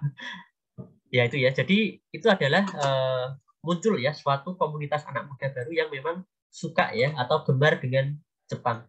Nah ini kan unik Minasang. Kenapa kok sampai mereka dibela-belain belajar bahasa Jepang? Ya karena tujuannya untuk itu Minasang, untuk memahami salah satu produk Jepang ya, yaitu manga. Nah ini nggak lepas dari diplomasi Jepang Minasang sebenarnya ya. Dalam mereka itu mempromosikan, dalam mereka itu membranding bahwa Jepang itu punya citra bahwa Jepang itu adalah ya negara anime gitu kan. Negara yang diceritakan di anime-anime gitu kan. Jadi mengapa orang anak muda ya, terutama kita, suka dengan anime Jepang ya. Nah ini tentu ya, Minasang, mendorong pemerintah Jepang untuk mempromosikan Cool Jepang tadi ya, yang salah satu produknya adalah manga ya, atau anime ya. Nah tahun 2018 nilai penjualan buku ya di majalah manga itu mencapai 22% ya dari semua buku yang diterbitkan di Jepang. Wah ini unik Minasang. Jadi anime itu manga ya, salah satu komoditas yang menjanjikan ya, bisa menjadi alternatif Jepang yang mungkin kalah saing ya sekarang dalam hal otomotif ya. Contohnya Shonen Jump ya, majalah seperti Naruto ya, kemudian One Piece, pokoknya yang shonen itu yang cowok ya biasanya ya, menceritakan pertarungan ya, itu sampai terjual sekitar 1,6 juta kopi ya per minggu dan merupakan majalah terlaris di Jepang ya pada awal tahun 2019. Nah ini bahkan lebih dari 2000 buku ya, komik itu diterbitkan setiap tahun ya. Nah asal-usul manga, itu asal-usulnya itu dari tahun 1960-an ya, dari Bapak Tezuka Osamu ya. Nah itu akibatnya karena apa? Dulu cerita-cerita seperti komik ya, itu sangat digemari masyarakat Jepang ya. Karena mungkin banyak orang yang perlu hiburan ya, karena kan stres kerja gitu kan. Jadi perlu hiburan yang visual-visual gitu kan. Makanya pada saat itu pasar domestik sangat kuat ya. Nah, Bapak Tezuka Osamu ini, dia adalah bapak mangaka pertama ya, pada saat itu ya. Nah, itu beliau dapat inspirasi dari Walt Disney ya. Kalau Disney tahu nggak, Minasan? Disney dari Amerika, tahu nggak? Oh, Sensei. Tahu ya. Nah, itu beliau dapat inspirasi dari mana? Dari situ ya, gitu ya. Nah, kemudian dikreasikan dan bahkan membuat suatu manga-manga yang sekarang dinikmati oleh masyarakat ya. Nah ini Bapak Tezuka Osamu itu pencipta manga ini Minasang, Astro Boy ya, tahu nggak Astro Boy? Pernah lihat mungkin? Astro Boy. Pernah ya, misalnya lihat yang Tetsuwan Atom itu toh yang apa? Ada apa rambutnya ada lancipnya itu ya. Nah itu yang pahlawan kan. Nah itu. Tapi agak lupa karena udah dulu banget. Iya. Nah itu Lukman Sang itu dari tahun 60-an loh bayangin. 1960. Awalnya dari situ sebenarnya. Kenapa manga itu sangat dinikmati ya, diminati sampai sekarang. Sampai muncul sekarang ada ini kan apa? Anime Kimi no Na wa misalnya. Kemudian Kimetsu no Yaiba, SNK ya, Shingeki no Kyojin misalnya. Kemudian Naruto, One Piece misalnya dan lain sebagainya. Itu kenapa terkenal? Ya karena berawal dari sini Mas. Dari pasar domestik Jepang yang kuat. Jadi dulu memang banyak orang yang butuh hiburan secara visual ya pada saat itu. Nah, akhirnya muncul mangaka terkenal ya, seperti Bapak Tezuka Osamu ya. Kemudian muncul juga mangaka Hachiko Hasegawa ya, yang menciptakan manga namanya Sazae-san ya. Nah, besok akan kita bahas ya, khusus anime ya, minggu depan.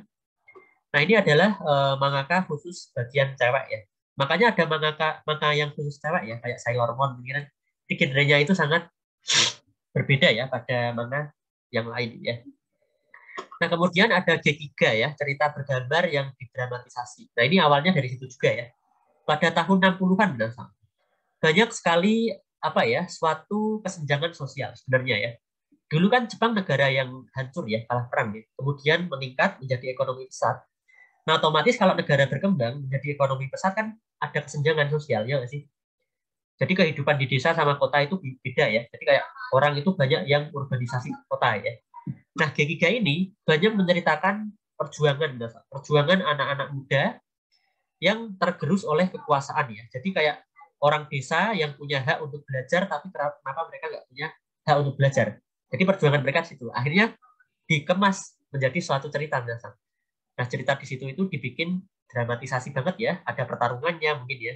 Jadi kayak orang itu harus berjuang supaya mendapat kekuasaan. Jadi kayak seolah-olah sebagai kritik ya, apa namanya, perkembangan zaman yang pesat, adanya kesenjangan sosial itu tadi ya. Nah, kemudian industri manga ya, itu adalah contoh dari penyesuaian massal ya, kapitalisme Jepang ya. Jadi apa Nasang? Kalau ada manga diciptakan, otomatis kan nyari untung juga kan, nyari apa semacam komersialisasi tadi kan, bisa jadiin produknya, bukunya, kemudian action figurnya kan laku keras gitu. Kalau misalnya dijual kan.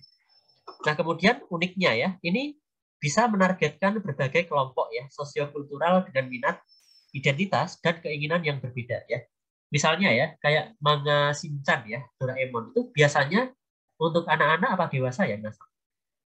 Targetnya ya. Untuk anak-anak ya, jadi kayak ada segmennya sendiri ya. Oh, kalau untuk anak itu ini cocoknya. Oh, kalau untuk anak muda tuh ini ya. Misalnya Naruto ya, itu cocoknya untuk segmen anak-anak muda cowok misalnya, remaja gitu kan. Kemudian ada juga anime khusus cewek juga ada. Sailor Moon contohnya ya. Jadi kayak dibikin ini minasan, tergantung pasarnya ya. Ini uniknya Jepang, pintarnya gitu. Mereka itu bisa membuat visualisasi itu tapi dengan menyesuaikan pasarnya. Nah, itu yang luar biasa ya. Bahkan ada juga ini ya, mohon maaf ya, manga khusus dewasa ya. Mesti tahulah Lukman Sang ya. Nah, itu kan targetnya juga untuk orang-orang dewasa ya, yang stres dengan adanya ini ya, pekerjaan. Saya kaget bilang di Famima ya, lihat di pojokan ada majalah-majalah, ya itulah pokoknya ya. Ya nggak sih, bebas ditampilin ya. Iya sih. Dia kan biasa, mungkin biasa pura-pura nggak tahu ya. Ya kan. Itu malah yang membaca itu orang yang nyonsemune apa umurnya itu udah dewasa ke atas atau bisa dibilang otosiori gitu sih. Oh, malah dari kalangan yang lebih tua lagi ya, yang 80-an mungkin ya. Ya, sekitar masih bekerja tapi sudah pensiun atau hampir pensiun seperti itu Sensei. Biasanya di kereta juga mereka bacanya itu, saya suka gitu. Suka. Menarik ini. Ternyata nggak hanya anak dewasa aja ya, orang dewasa ya, tetapi orang dewasa yang udah setengah baya lebih ya mungkin ya biasa. Nah, ini mungkin banyak faktor kenapa mereka kok lebih cenderung suka kayak gitu ya. Ya karena itu apa namanya? Mungkin dari latar belakang sosialnya beda ya. Udah stres kerja mungkin ya, lain-lain ya. Nah, ini juga menarik Nasan. Manga itu juga disesuaikan dengan ininya ya, kebutuhan pasarnya ya. Kalau orang dewasa sukanya apa, anak-anak sukanya apa gitu ya. Kemudian untuk anak muda sukanya apa. Makanya banyak sekali ya anime, manga yang benar-benar isinya motivasi ya untuk anak muda kan. Misalnya kalau ingin jadi Hokage harus benar-benar berjuang misalnya. Itu khusus untuk anak muda kan ya. Yang isinya adalah perjuangan misalnya. Jadi pinternya mereka mengemas tuh seperti itu ya. Bisa kita ini ya tiru ya mungkin ya. Di Indonesia misal budaya wayang misal, jadikan suatu produk yang bisa sesuai dengan segmennya ya. Kalau untuk anak-anak bagaimana, kalau untuk dewasa bagaimana ya. Nah, ini contohnya biasa produk-produk dalam manga ya. Ini saya foto sendiri ya biasa waktu di Akihabara ya. Dulu waktu sebelum corona ya, saya waktu ke sana itu saya masuk biasa satu-satu saya foto ya. Nah, ini adalah produk manga ya. Jadi kayak ada yang dijadiin komik gitu ya, jadiin manga ya. Apa? Kok nggak kelihatan ya? Apanya? PPT-nya. Kelihatan? Suka. Untuk Deska, bentar ya. Saya share screen ulang ya. Ini kelihatan Mie Maska? Mohon maaf ya, saya agak pilek ya, jadi agak terbata-bata ya.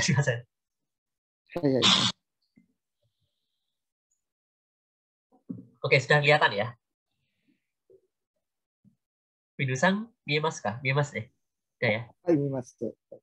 Nah, ini ya contohnya yang sangat kental banget ya. Itu ketika di Akihabara ya, di Tokyo ya.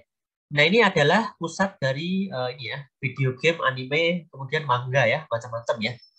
Nah, ini saya foto sendiri-sendiri bersama. Jadi ketika masuk itu sangat kaget ya. Wah, banyak banget ya produk-produk yang bisa dikomersialisasikan ya, dijual gitu ya. Contohnya ini ya, mangga ya. Bahkan saya ketika foto di sana ya, bikin status ya, banyak yang nitip minasan. Tolong Aga-san titip ya gitu ya. Titip beliin apa komik misal ya, atau mungkin nanti saya ganti gitu ya. Banyak. Nah, ini kan sebagai hal yang menarik minasan. Setelah kita tampilkan anime, manga, banyak yang minat, banyak yang suka ya, banyak yang ini ya, terinspirasi ya. Bahkan banyak yang fanatik ya terhadap anime-anime gitu ya. Nah, jadi ini ketika dikomersialisasikan ini tentu ya bisa membuat mereka untung ya dan ekonominya bisa meningkat ya bagi Jepang ya. Nah, ini kan menarik Minasan. Ada video game juga, action figure ya. Saya lihat harganya ada yang 5.000 yen ya, sekitar gitu ya. Ada yang apa? DVD juga ya. Kemudian manga, komik ya. Kemudian ini juga di Book of juga ya, isinya juga komik-komik tentang Jepang ya, anime Jepang. Nah, kemudian ada juga ya terkait dengan Cool Japan sebagai pasar komersial ya. Jadi intinya tadi, kalau kita melihat budaya mass ya, mass media, mass culture ya, budaya yang apa? Massa ya, itu tentu tujuannya adalah untuk komersialisasi. Jadi intinya budaya Jepang yang kita lihat itu tidak semata-mata budaya yang orang tradisional kita kanoyu misalnya, kemudian melestarikan budaya lokal, tapi sekarang apa-apa serba komersial, ya nggak sih Bintang? Lawang kita aja bikin konten YouTube kadang tujuannya untuk ini ya, dapat AdSense ya kadang ya. Meskipun isinya adalah budaya-budaya ya, tapi tujuannya bisa jadi untuk komersialisasi kan. Ya cuan lah namanya ya. Nah, jadi ini sama seperti yang dilakukan oleh pemerintah Jepang ya. Nah, jadi pemerintah Jepang itu sangat gencar banget ya, mempromosikan Cool Japan ini tadi ya. Jadi budaya yang mana Jepang itu dikemas menjadi negara yang indah ya, seperti anime, kemudian seperti manga gitu ya. Yang mana ini diyakini melambungkan bangsa Jepang itu ke posisi sebagai soft power ya, terkemuka. Nah, soft power itu akan kita jelaskan setelah ini ya. Jadi kayak semacam bagaimana negara itu punya daya tarik tersendiri gitu ya. Nah, otomatis kalau negara punya daya tarik tersendiri, otomatis kan kita mau ya membeli produknya, kemudian kagum dengan mereka gitu ya. Kemudian mau dengan apa-apa yang mereka sajikan gitu kan. Dan bahkan kita ya sebagai sastra Jepang awalnya kan melihat Jepang kan yang keren-keren gitu kan. Nah, kalau kita kagum otomatis bisa membantu ekonomi mereka. Sebenarnya gitu Mbak. Ini adalah jalan diplomasi saja sih bagi yang dilakukan di Jepang ya. Karena apa? Karena ekonomi Jepang pada tahun 90-an ya itu menurun ya. Jadi mereka punya strategi lain. Memanfaatkan ini ya, Cool Japan ya. Nah, bahkan pemerintah Shinzo Abe ya tahun 2013 itu malah menetapkan menteri yang bertanggung jawab ya terhadap strategi Cool Japan ya.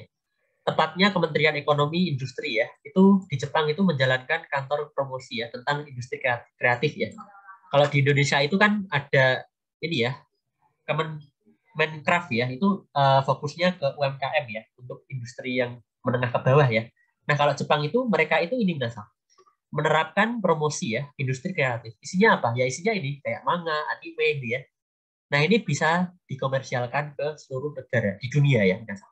Bahkan ditiru ya. Di Cina ada manga baru namanya apa ya? Di Indonesia apa ya? Banyak apa ya yang kiblatnya dari Jepang ya. Nah, kemudian pasar Cool Jepang itu juga meluas ya. Industri kontennya itu sampai ke media ya. Misalnya sekarang ya, kalau dulu kan di buku ya. Sekarang itu di YouTube misal atau di media sosial ya, itu sangat gencar biasa. Isinya adalah anime-anime yang untuk komersialisasi ya. Yang produksinya itu berbagai macam program ya, perangkat lunak dan informasi digital ya. Nah, bahkan katanya minasan, produk Cool Japan ini memiliki ukuran pasar total diperkirakan ya 52,5 triliun ya, berjumlah sekitar 10% dari pendapatan Jepang ya, PDB Jepang ya, atau produk domestik brutonya Jepang ya. Yang pada tahun 2017 itu total ukuran pasarnya ya, itu dari semua konten media ini mencapai lebih dari 12,77 triliun ya, dengan peningkatan pesat di pasar online. Nah, kita mungkin melihat ya, paling cuman anime ya, kartun hiburan saja gitu ya. Tapi jangan salah minasan. Ternyata hiburan itu, anime, manga ya, itu benar-benar bisa mendapatkan keuntungan ya bagi ekonomi Jepang sebagai alternatif untuk otomotif Jepang ya, yang mungkin kalah dengan negara lain ya, mulai redup gitu ya. Nah, ini sebagai strategi mereka untuk menggencarkan Cool Japan tadi ya minasan. Nah, karena dapat ini faktanya minasan, sampai omsetnya sampai 52,5 triliun ya bagi PDB kan, sangat besar ya minasan. Nah ini, kalau Korea sekarang mungkin ini ya, K-pop-nya ya yang sedang gencar ya. Nah itu juga nggak salah minasan. Mereka bersaing minasan dalam hal culture ya, budaya. Nah ini menarik minasan. Nah kemudian secara internasional Jepang menempati urutan ketiga ya di belakang Amerika Serikat dan Cina ya di pasar konten dunia. Nah ini menempati sekitar 10% ya dari produk ya komoditas yang ada di dunia. Nah pertanyaannya Indonesia mana kok nggak ada? Kita sebenarnya bisa loh, budayanya kan banyak ya, budaya lokal, budaya yang unik-unik, di branding Nasam, dibikin yang menarik, kemudian dipromosikan, itu bisa. Nah ini Jepang sudah lakukan, Nasam. Sudah apa ya, menjadi strategi mereka dalam memberikan Jepang itu tidak hanya komersial ya, tapi juga citra ya, bahwa Jepang itu adalah negara anime misalnya. Nah, dalam konteks penurunan ekonomi industri Jepang ya, itu tidak hanya mengherankan ya bahwa bisnis negara itu telah berusaha untuk menemukan jalan ke depan ya dalam ekspor barang-barang budaya. Ya intinya barang-barang budaya ya seperti Cool Japan ini adalah alternatif Minasang untuk meningkatkan ekonomi di Jepang ya. Lihat saja Minasang, di dalam ini ada contoh Comiket ya. Apa namanya semacam perkumpulan orang-orang yang suka anime ya, dibikin stand-stand ya. Ini kan sebagai perputaran uang banget ya, menguntungkan banget ya, menjanjikan ya, pasarnya sangat besar. Apalagi tadi benar-benar dibagi menjadi segmennya ya, untuk anak-anak ada, untuk dewasa ada, jadi lengkap ya, sangat luar biasa ya. Nah ini sangat syarat sekali Mas, dengan adanya soft power yang ada di Jepang. Nah soft power itu apa ya? Akan kita lihat ya. Nah soft power ini adalah ini ya Mas, suatu kemampuan ya untuk menarik perhatian ya, kapasitas tak berwujud ya dari suatu negara untuk mempengaruhi negara lain ya demi mencapai tujuan politik dan ekonomi secara lunak. Jadi sekarang ya nggak ada zamannya orang jajah apa namanya dengan senjata lagi ya. Jadi orang jajah itu sekarang ya ekonomi dengan cara apa ya yang halus ya atau cara lunak ya, itu kasarannya ya, mohon maaf. Jadi bagaimana cara mereka mendapatkan pengaruh, mendapatkan suatu hal yang besar untuk keuntungan mereka itu ya sekarang dengan cara yang lunak. Nah, salah satunya itu adalah dengan diplomasi budaya. Yang mana produknya adalah, kalau di Jepang ya, itu adalah Cool Japan tadi ya. Nah, jadi sumber kekuasaan negara ya, itu memang sekarang masih bersifat kultural ya. Jadi psikologis dan ideologis daripada koersif dan militeristik ya. Karena kalau misalnya kita ini ya, pengen negaranya kaya, harus perang, ekspansi kan nggak boleh. Dilarang sekarang ya. Jadi sekarang harus benar-benar fokus ke dalam cara yang lain ya. Yaitu apa? Yaitu adalah diplomasi budaya ya. Oh ya ini kelihatan nggak Sam? Masih kelihatan ya? Masih kelihatan ya Maska? Masih ya? Kelihatan ya. Nah itu Minasang. Jadi di balik itu kita tidak hanya mengagumi kalau bisa ya. Tidak hanya melihat produknya, tapi bagaimana di balik itu Minasang. Jadi Jepang itu juga punya ini ya. Kalau dari McGray ya, itu mengembangkan argumen tentang Cool Japan bahwa ini adalah bagian dari soft power ya, yang gagasannya adalah tentang kenaikan ekonomi. Itu bukan sekadar indeks ya, jumlah barang yang diekspor ke luar negeri, tapi bagaimana meningkatkan citra ya, bahkan ini ya image bahwa Jepang itu adalah negara yang bagaimana gitu ya. Nah menariknya secara demografis, uniknya ya Minasang, konsumen Cool Japan ya pada tahun sebelumnya antara 1970 sampai 1980-an ya. Dulu zaman-zaman ketika orang itu suka di Kaisha ya, perusahaan Jepang, itu pelaku bisnisnya itu adalah orang-orang elit ya, orang-orang kalangan atas ya. Jadi orang-orang yang sudah mapan. Nah, tetapi sekarang dengan adanya Cool Japan ya, jadi sekarang itu malah segmennya itu ke non-elit ya, khususnya anak muda binasa. Jadi sekarang itu yang suka anime, suka yang manga gitu ya, itu penggemarnya malah dari anak-anak muda ya, atau orang yang tidak elit. Kalau dulu ya soft power-nya Cool Japan bahwa orang Jepang itu punya etos kerja tinggi, punya ini ya daya juang yang tinggi, itu mungkin untuk inspirasi orang-orang yang sukses ya, orang-orang kalangan atas. Nah sekarang untuk hiburan itu lebih cenderung ke non elit ya, seperti anak-anak muda termasuk di Indonesia yang dasar. Nah kemudian Cool Japan di luar negeri bagaimana? Kita lihat termasuk di Indonesia ya, pengaruhnya kan kuat ya. Makanya Minasang, pernah lihat ini nggak? Bunkasai di kampus-kampus di Indonesia nggak? Acara-acara Jepang gitu, pernah lihat nggak sih? Kayak di kampus mana gitu, pernah lihat nggak Minasang? Ya, sering sih. Sering ya? Makanya mereka kok gimana? Ya. Terutama UGM yang sering mengadakan dulu waktu belum ada corona itu. Termasuk contohnya UGM ya. Ya. Biasanya kampus negeri juga bikin ya. Di UNW dulu ada sih Jepang Informatika ya. Contohnya kayak gitu ya, kayak Bunkasai, kemudian Matsuri ya. Ini Diasang, lihat nggak orang-orang anak muda yang pada kayak otaku gitu, ada yang cosplay, ada yang beli komiknya, ada yang masakan Jepang gitu ya nggak sih, banyak ya gitu ya, yang fanatik gitu ya. Iya. Ya bahasa kasarnya wibu itu ya. Cosplayer gitu mereka itu. Apa ini? Diasang pernah jadi cosplayer juga? Belum ya? Belum pernah sih. Kalau mengajarkan memakai yukata, iya Sensei, karena itu kan termasuk dalam kurikulum pembelajaran SMA sederajat Sensei. Oh, suka. Karena ini ya, kurikulum lah gitu ya, kalau mengajarkan ya. Nah, tapi lihat ya, Minasang, Diasang juga ya. Di sana kan banyak ya, anak-anak muda yang kayak sampai direwangi cosplay gitu kan, kemudian sampai, bahkan di Undip ya, saya dulu ketika di S1 ya, itu ketika ada Bunkasai ya, itu mereka sampai bela-belain rombongan ya, pakai bis dari komunitas cosplay daerah mana gitu ya, kabupaten mana, ini pada rombongan ya, sampai gitu ya. Ya itu adalah dampak Minasang, dampak dari branding Jepang ya, dampak dari cara Jepang mempromosikan dari budaya kulit Jepang ya, sehingga tidak hanya dikenal oleh orang Jepang saja Minasang, tapi orang-orang luar banyak yang berminat ya, faktanya ya, banyak yang suka, banyak yang tertarik ya dengan budaya Jepang. Nah, ini adalah diplomasi Minasang. Akhirnya apa?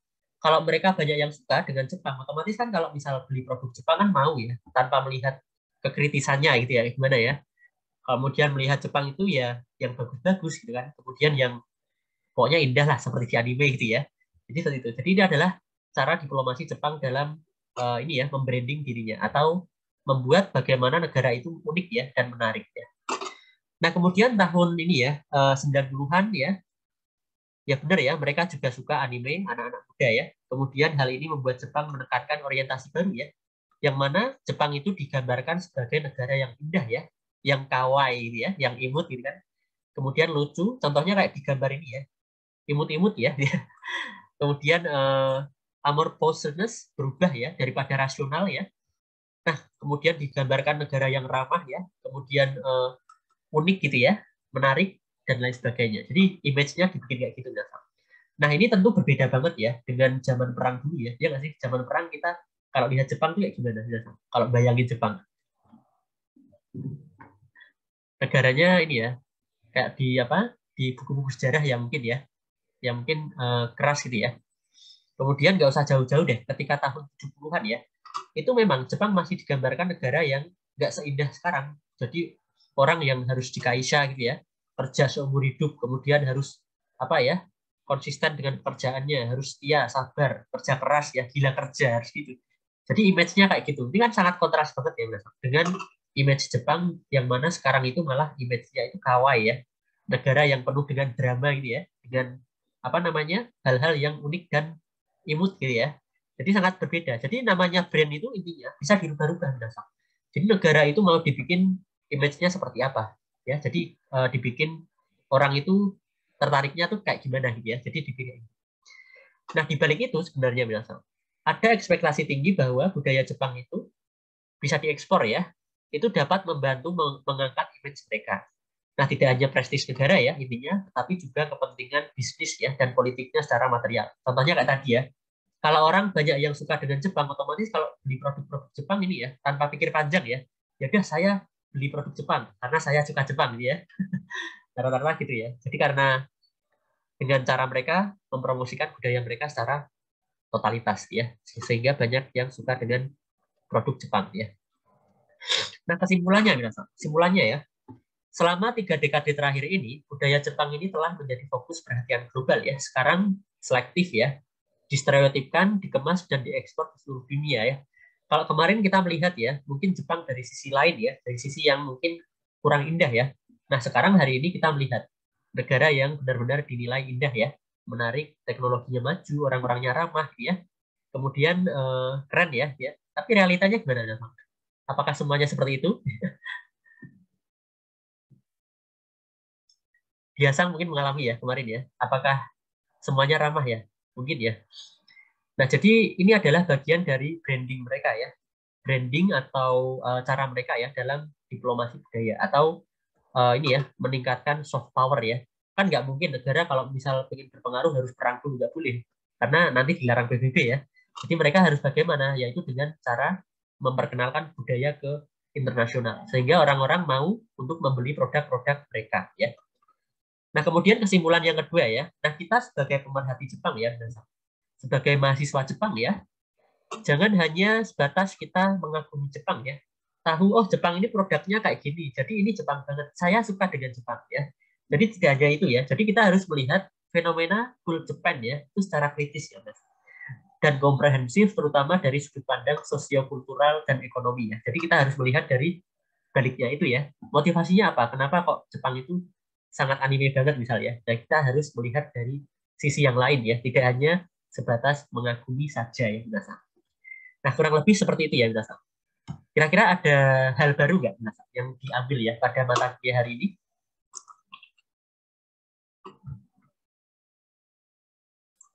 Atau mungkin, so desu ka, ternyata begitu ya. Bagaimana, Minasa? Ada pendapat mungkin terkait dengan budaya populer ya, sama cool Japan ya? Mungkin mohon maaf ya, saya terlalu banyak menjelaskan mungkin ya tadi ya. Gimana dia Sang atau yang lain? Ada pendapat nggak? Kita sebagai Mungkin, siswa Jepang, salah satu yang pernah saya dengar itu kan kalau seperti Kyoto itu kan kota istimewa ya, Sensei, seperti DIY gitu.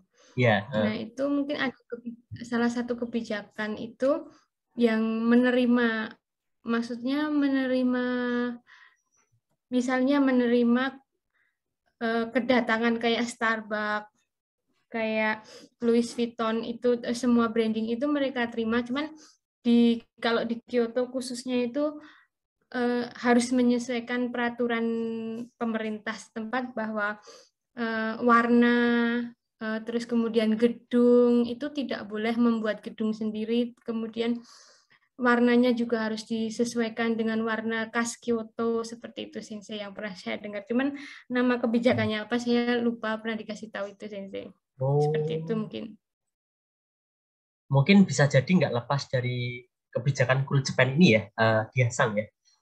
Ya, lebih tetap mereka menerima budaya asing, tapi tetap harus mengutamakan, menyesuaikan dengan budaya setempat, seperti itu. Kalau seperti di Jogja pun ada boleh membangun hotel atau gedung tinggi, tapi kalau di dalam kota Jogja yang dekat dengan keraton itu tidak boleh melebihi tingginya bangunan keraton yang utama, sama harus disesuaikan dengan tipe-tipe bangunan Jogja gitu. Adalah semacam kebijakan yang seperti itu, Sensei. Mungkin kalau di Indonesia tidak terlalu terjaga ya. Mungkin kadang kalau sudah ada investor yang lebih tinggi gitu, jadi mereka kalah. Tapi kalau di Jepang itu memang benar-benar dijaga. Jadi Starbucks itu, Louis Vuitton itu warnanya tidak mencolok Sensei. Mereka itu warnanya sesuai dengan warna khas Kyoto, coklat, soft gitu Sensei. Oh, justru malah investor asingnya yang harus ngikutin dari lokalnya ya, Jepangnya itu ya. Ya Sensei. Kalau itu mungkin ini biasa, banyak faktor ya. Yang pertama dari segi peraturan ya. Kalau di kita mungkin kalau dibandingin peraturan Jepang ya beda ya. Di Jepang peraturannya sangat mungkin lebih mapan ya, lebih kuat, lebih jelas gitu ya, sehingga investor asing ya harus ngikutin Jepang ya. Kemudian yang kedua bisa jadi ya, biasa menjadi salah satu bagian dari cool Japan tadi ya, karena apa-apa harus kalau di Jepang ya harus benar-benar menyesuaikan dengan karakteristik Jepang gitu ya. Nah, ini nggak ada bedanya dengan ini biasa sukiyaki ya. Awalnya kan itu makanan barat ya, sapi kan. Tapi kalau kita lihat kan seolah-olah Jepang ya. Makanan Jepang, right? Nah, itu kan mirip seperti itu ya mungkin. Bisa jadi biasa. Tapi yang jelas kalau dari saya sih nanggapnya itu mungkin dari aturannya saja ya, dari penduduk lokalnya itu yang memang mapan banget, kuat banget ya. Kalau dibandingin di Indonesia. Makanya tadi ya Starbucks, kemudian Louis Vuitton ya, itu benar-benar apa ya, mengikuti Jepang malah. Jadi nggak kita yang ngikutin tapi yang sana yang ngikutin ya. Nah itu mungkin yang menjadi alasan dia aturan sih dari peraturannya ini ya, yang kuat nih. Ya gitu dia mungkin ya. Dan mungkin bisa kita kaji lagi ya lebih dalam kenapa kok malah yang luar ya yang ngikutin Jepang ya. Ya itu mungkin bisa jadi menjadi bagian dari agenda mereka ya. Pokoknya harus Jepang agar Jepang itu dikenal ya. Benar kalau kita dengar Kyoto itu yang versinya kayak gini, entah itu dalamnya Starbucks ya. Karena bingung juga kalau misalnya menolak investor asing ya, kan nggak mungkin ekonominya nanti bisa berkembang pesat ya. Tetap namanya investor harus diterima ya. Tapi bagaimana supaya investor itu tidak apa ya menghilangkan pengaruh lokalnya? Nah itu dengan aturan yang mana tadi ya biasa. Misalnya Starbucks harus warna coklat gitu ya, seperti Kyoto gitu ya, dan lain sebagainya. Nah mungkin buat kita ya Indonesia mungkin berkuat aja sih kalau ingin seperti Jepang ya. Bagaimana investor yang ikutin kita ya, jadi dengan nuansa lokal ya, jangan benar-benar kita yang ikutin mereka gitu ya, seperti itu mungkin. Oke, ada lagi mungkin pendapat? Biasa gimana, aman? Atau ada lagi mungkin menjaga lagi apa-apa? Menarik ini. Nah, gimana Irwan Sang? Saya sedikit penasaran Sensei tadi Yoshinoya dan Sukiyaki itu bukan asli Jepang ya Sensei? Kalau dari segi mana dulu? Kalau Yoshinoya kan dari tahun berapa? 1960-an ya? Iya. Nah, ketika orang menciptakan Sukiyaki itu kan lebih dulu dibanding ini ya Yoshinoya ya. Restorasi Meiji ya, ketika orang Jepang sudah mulai membuka diri kan. Nah, kalau Yoshinoya itu ya sudah ini Irwan Sang, sudah sekarang ya. Nah, kalau sudah sekarang itu ya orang tetap ini ya, mungkin menganggapnya Jepang. Kalau pemiliknya ya asli orang Jepang ya, karena kan sudah mapan ya, sudah sekarang lah gampangnya gitu ya. Tapi kalau untuk asal usul dari sapinya, bukan Yoshinoya ya, itu katanya ya apa dari barat gitu ya, Sukiyaki tadi ya. Tapi kalau untuk Yoshinoya ya asli Jepang, Irwan Sang, karena itu sudah ada baru-baru ini sih, dan itu pemiliknya pasti orang Jepang lah. Jadi lihat historisnya Irwan Sang. Mungkin sih. Oh, berarti historisnya karena dulu sapi berasal dari barat gitu ya Sensei. Jadi ya. Bukan Yoshinoya-nya tapi ini ya makanan yang produk sapinya ya. Kalau sapi di Jepang ada, cuman karena dulu Buddha ya, jadi apa dilarang ya. Jadi sekarang diperbolehkan. Jadi sekarang makanya orang Jepang semenjak diperbolehkan kan, makanya akhirnya kan dikreasikan ya sampai muncul sekarang kan Yoshinoya ya. Kalau gitu bilang pun aslinya dengan yang ya Sensei. Gimana? Yang pernah saya dengar yakiniku pun sebenarnya bukan berasal asli dari Jepang tapi dari Korea dan Cina gitu. Tapi karena mereka ya kreasikan lagi dengan cara mereka itu tadi mungkin untuk penghangat tubuh atau apa gitu sih yang pernah saya dengar. Iya, benar sekali. Kuncinya tuh ini dia, Sang. Bagaimana pintar-pintarnya membranding sih. Pokoknya entah dari luar atau dari sendiri itu bikin sendiri. Ya, bisa jadi dia, Sang. Dari Cina sama Korea ya. Tahu ini enggak dia, Sang? Ramen ya. Ramen. Iya. Ramen itu dari Cina loh, Lamian. Iya loh, itu dibikin seolah-olah kalau kita dengar ramen itu melihat Naruto ketika sama Iruka ya, makan di ramen Ichiraku ya. Wah, Jepang banget ini kan. Padahal ini sebenarnya ya aslinya ya bukan pure dari Jepang, tapi pintar-pintarnya mereka biasa dalam membranding ya, dalam membuat apa namanya suatu kalau seolah-olah tuh ya aslinya Jepang ya. Nah makanya dengan adanya Cool Japan ini ya, makanya orang Jepang memanfaatkan ya apa-apa yang asli dari Jepang itu diperkenalkan untuk orang internasional ya, bahwa oh ini dari Jepang gitu kan, sehingga orang-orang tertarik ya dengan budaya Jepang ya. Oke, ada lagi mungkin Minasang menarik ya dalam ya Sensei. Kalau mendengar penjelasan Sensei mengenai Yoshinoya tadi, di mana sebetulnya di dalam budaya masyarakat Jepang itu tidak ada budaya makan daging sapi ya, karena background-nya itu mereka Buddha. Berarti untuk branding Wagyu sendiri juga bukan maksudnya branding kita sering mengenal Wagyu itu dia daging yang mahal, yang prestis, maksudnya yang memang dengan kualitas bagus. Berarti branding Wagyu sendiri itu bukan baru-baru di tahun 1960-an ya Sensei? bukan dari dulu? Ini kalau brandingnya sudah dari lama, restorasi Meiji. Orang Jepang dilarang makan wagyu itu ketika Buddha. Nah, Buddha itu kan zaman Edo ya, itu lebih dulu lagi. Zaman Edo, zaman Tokugawa ya, zaman 1800-an ya, udah lama banget. Tapi kalau untuk brandingnya sejak restorasi Meiji, karena tadi ya lihat orang Eropa kok gizinya bagus, ternyata makan sapi. Karena mereka lebih pragmatis ya daripada terlalu ketat kan, akhirnya ini udah mulai membranding. Akhirnya tahun 1960-an muncul Yoshinoya itu mungkin ya. Sebagai apa ya? Kalau Yoshinoya makanya baru-baru ini kan. Sebagai bahwa itu adalah asli Jepang. Tapi kalau untuk brandingnya dari dulu sudah ada Lukman-san. Ya. Jadi sudah melalui berbagai macam ya, sejarahnya dari dulu memang. Tapi kan kalau kita bicara aslinya kan asal muasal situ ya. Tidak serta-merta dari Jepang sebenarnya. Jadi bisa dikata dengan kata lain juga munculnya branding wagyu itu dari pengaruh barat tadi, Sensei. Bisa jadi. Atau bagaimana? Ya, bisa jadi. Dari pengaruh barat. Karena restorasi Meiji kan mereka kan ini sudah mulai meniru dari barat, Lukman-san ya. Salah satunya adalah makanan ya. Wagyu itu ya, gyuniku itu ya. Jadi dibikin wa. Jadi gyu-nya itu benar-benar dari wa kan. Bikin. Kalau bicara asal usul ya dari dulu ya, kita lihat aslinya enggak. Begitu Lukman-san. Kalau kita yang lihat sekarang asli Jepang ya memang, tapi kan baru-baru ini. Masalahnya ini, kalau kita lihat asal muasalnya ya udah aslinya enggak, tapi dari dulu ya, sudah lama ya. Dan lama enggak itu juga relatif ya, Lukman-san.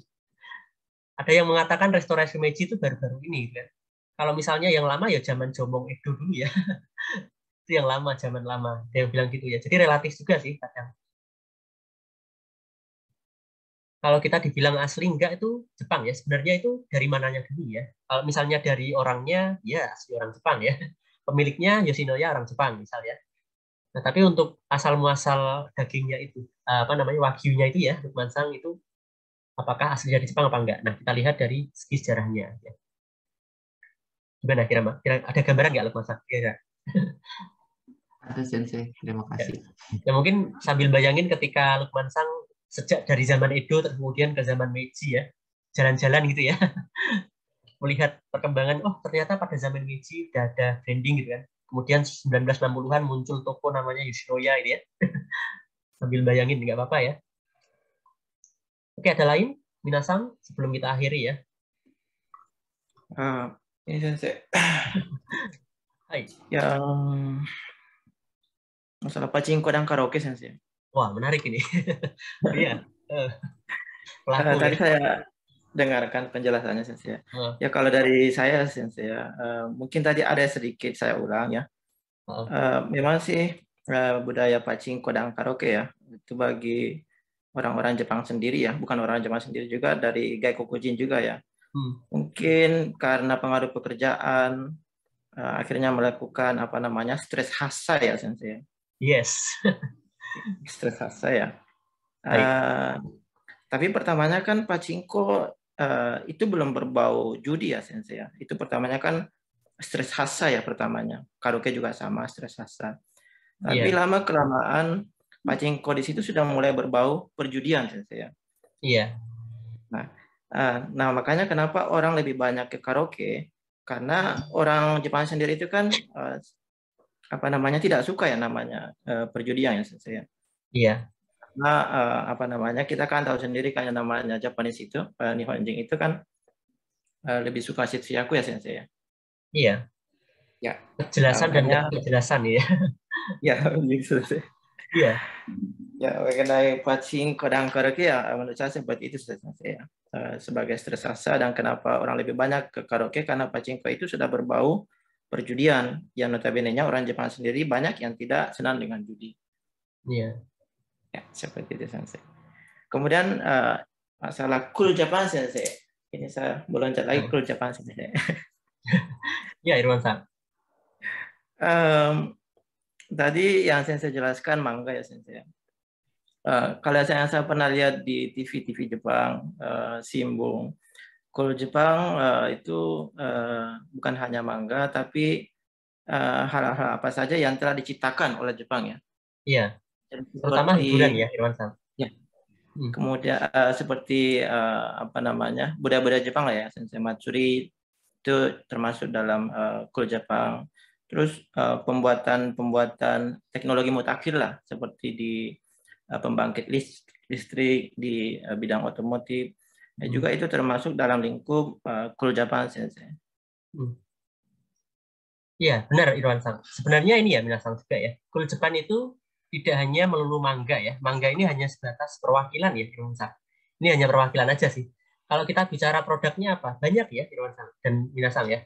Baik itu matsurinya ya, pokoknya apa-apa yang dari Jepang lah ya. Yang membedakan budayanya dengan negara lain itu bisa dijadikan sebagai kul Jepang ya. Termasuk tadi ya, benar juga Irwan-san, teknologi Jepang. Pernah ini nggak Irwan-san? Dengar ini robot namanya Asimo ya. Asimo. Asimo. Itu kan robot Jepang ya. Jadi kalau kita dengar Asimo itu pasti dari Jepang ya kan? Nah itu juga bisa menjadi bagian dari kul Jepang ya. Karena kalau kita bayangin Asimo, oh ini dari Jepang. Wah ternyata canggih ya, bisa bikin robot seperti Asimo ya. Bisa gerak ya, bisa ngangkat barang ya. Macam-macam. Kemudian yang lain Matsuri, kemudian Chanoyu ya, kemudian pokoknya yang berbau Jepang lah ya, itu sebagai bagian dari kul Jepang. Jadi kesimpulannya manga ini hanya sebatas ya, Pak. Apa namanya perwakilan ya, bukan manga tok gitu ya, manga saja. J-pop juga termasuk. Kemudian drama. Kalau kita bahas semuanya mungkin waktunya nggak cukup ya. Ada drama juga ya kan, ada ini juga apa namanya semacam ini ya, teater Jepang ya juga ada. Kemudian perpaduan musik rock, J-rock ya, dia juga ada. Makanya ada band J-rock di Indonesia kan, apa ngikut kiblatnya Jepang. Nah itu bagian dari kul Jepang juga. Jadi mereka sebagai penikmat Jepang ya. Nah itu juga termasuk ya. Banyak apa produknya. Jadi manga ini hanya sebatas perwakilan. Itu Irwan-san ya. Oke, Sensei. Kemudian Sensei ini saya hubungkan lagi dengan yang terakhir tadi, soft power ya, Sensei. Yes, soft power ya. Oke. Mungkin ada hubungannya ya dengan kul Jepang ya, Sensei. ada Dulu di tahun 2018, 2019 itu antara itu ya, Sensei ya. Dulu masalah Iampu Monda ya, Sensei ya, Korea Jepang. Hai. Sebelumnya itu kan sudah pernah reda ya, Sensei, masalah Iampu Mondai.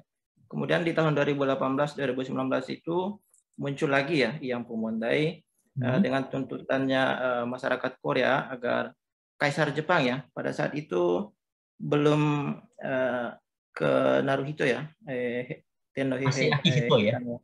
Masih Akihito ya. Pada saat itu masyarakat Korea meminta agar Kaisar Jepang ya meminta maaf langsung kepada masyarakat Korea ya atas korban apa namanya Iampu Mondai ya. Nah pada saat itu pemerintah Jepang sendiri pada saat itu masih Abesori ya pada saat itu ya. Kayaknya dari apa semua dari kalangan masyarakat kemudian kalangan pemerintahan berpendapat bahwa ini Korea sudah terlalu apa menginjak-injak gitu, menghina gitu Jepangnya.